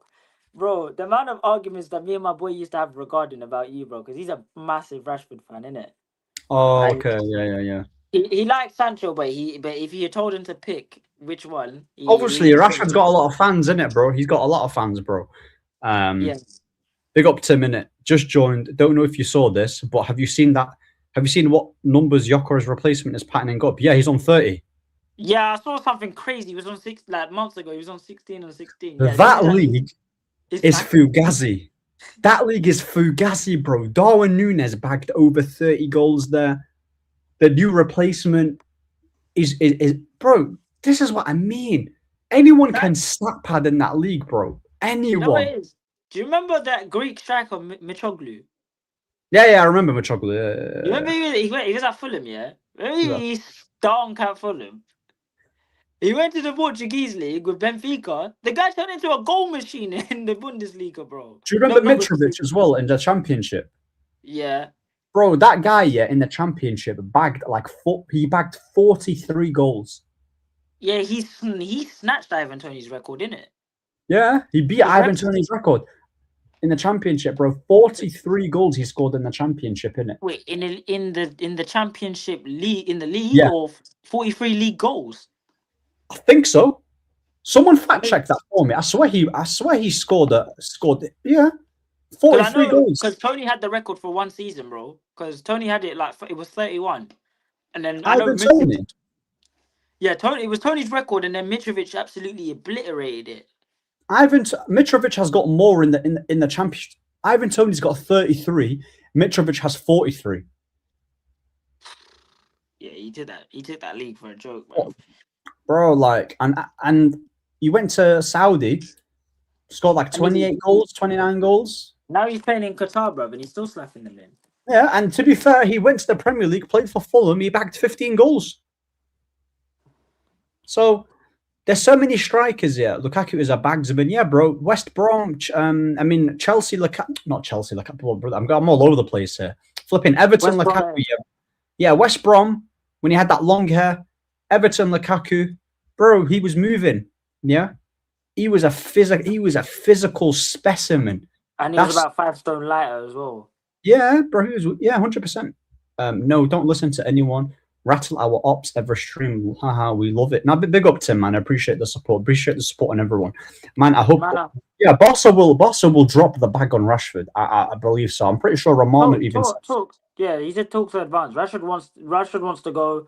Barcelona are happy to keep him. They just want to negotiate the fee with United. I think they want to do 10 million across 3 years. Oh, is it okay? Yeah. They want to pay it in installments, obviously, because financially they don't have they don't have money like that. Barcelona. Because remember the like 3 years ago when they did the lever thing in it. They gambled Barcelona's like their future earnings in it, and yeah, so now they're actually so broke. I think Laporte is a disgrace of a president. By the way, I made a video about it. I don't know if you've seen it. What happened with the whole Xavi? I'm confused. What's happened? So basically, Xavi is saying that Messi was done, but Laporte backed out. And he's also saying that Xavi said that Laporta told Roberto, Rafinha, Araujo, and there was another player that basically Xavi wanted them gone in it. So one of the players, I think Roberto, came up to him and he said, "Do you want me to go?" And Xavi said no, but the reason why they're turning you lot against me is because I backed he said that he backed them to stay, and the board said no in it. And obviously, yeah, Laporta just didn't rate Xavi. And so Laporta come out and basically said Xavi's basically lying because he's hurt because he got rid of him. And the La Liga president is saying that, oh, we never agreed that the Messi transfer can go through in it, because obviously La Liga, the way they do their financial fair play is different in it. So now 2 people are saying that the Messi story is not true. So who do you believe? Do you believe Xavi or do you believe Laporta? That's actually mad. I need to read up on that. I'll be honest, I believe Xavi because Laporta is a liar, bro. Laporta is a liar. I know he's very successful at Barcelona, but if you actually do the insert, the first time, obviously I was just born. Actually, I wasn't even born. I was about to be born when Beckham went to Barcelona, no, Real Madrid. Laporta's told everyone, if you make me as president, I'm gonna sign David Beckham, knowing full well Beckham was going to Madrid.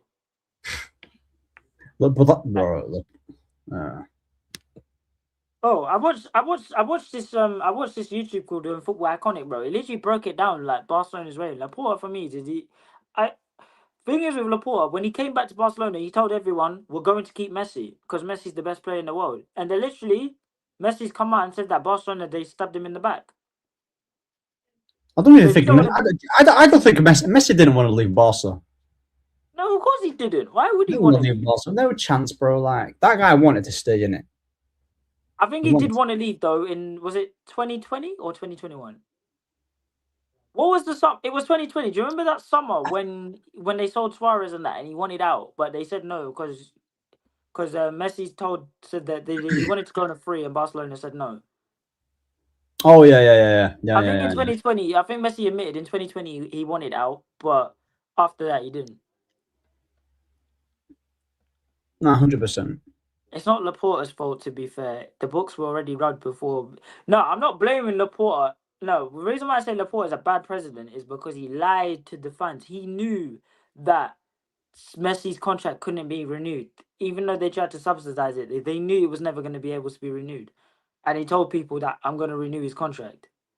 And he's caused issues with people, bro. Like, he told Xavi wanted to leave, begged Xavi to stay just for him to sack him. Come on, guys. Bro, I don't know what they were doing. Do you get me? But listen, Mandem, yeah? It's been 2 hours, yeah? It's been a lit stream. I was going to end it before, but the conversation was sick. Flo, big up to the catch-up as well.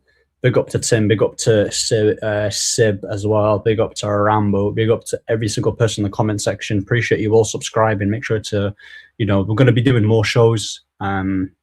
Yeah, we'll talk in it behind the scenes. Any more shows that we've got coming soon. I'm gonna try and be as consistent as possible. You know, I just finished hard, work. man.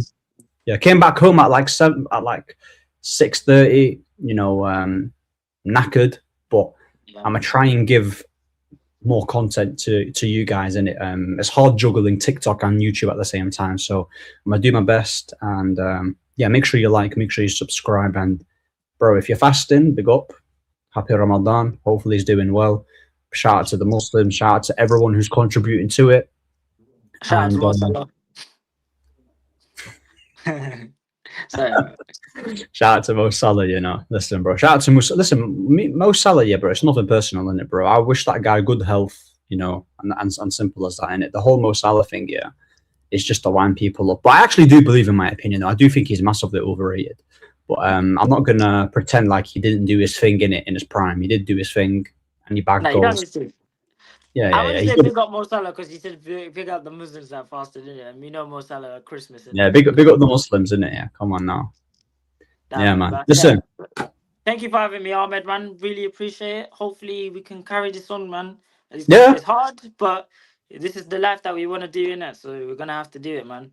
100%, bro. 100%, bro. This is what we're trying to do, man. Yeah, and yeah, we'll catch you on the next one. Yeah. Yeah. Thank you Peace. for having me, bro. Take care, boys. Take care.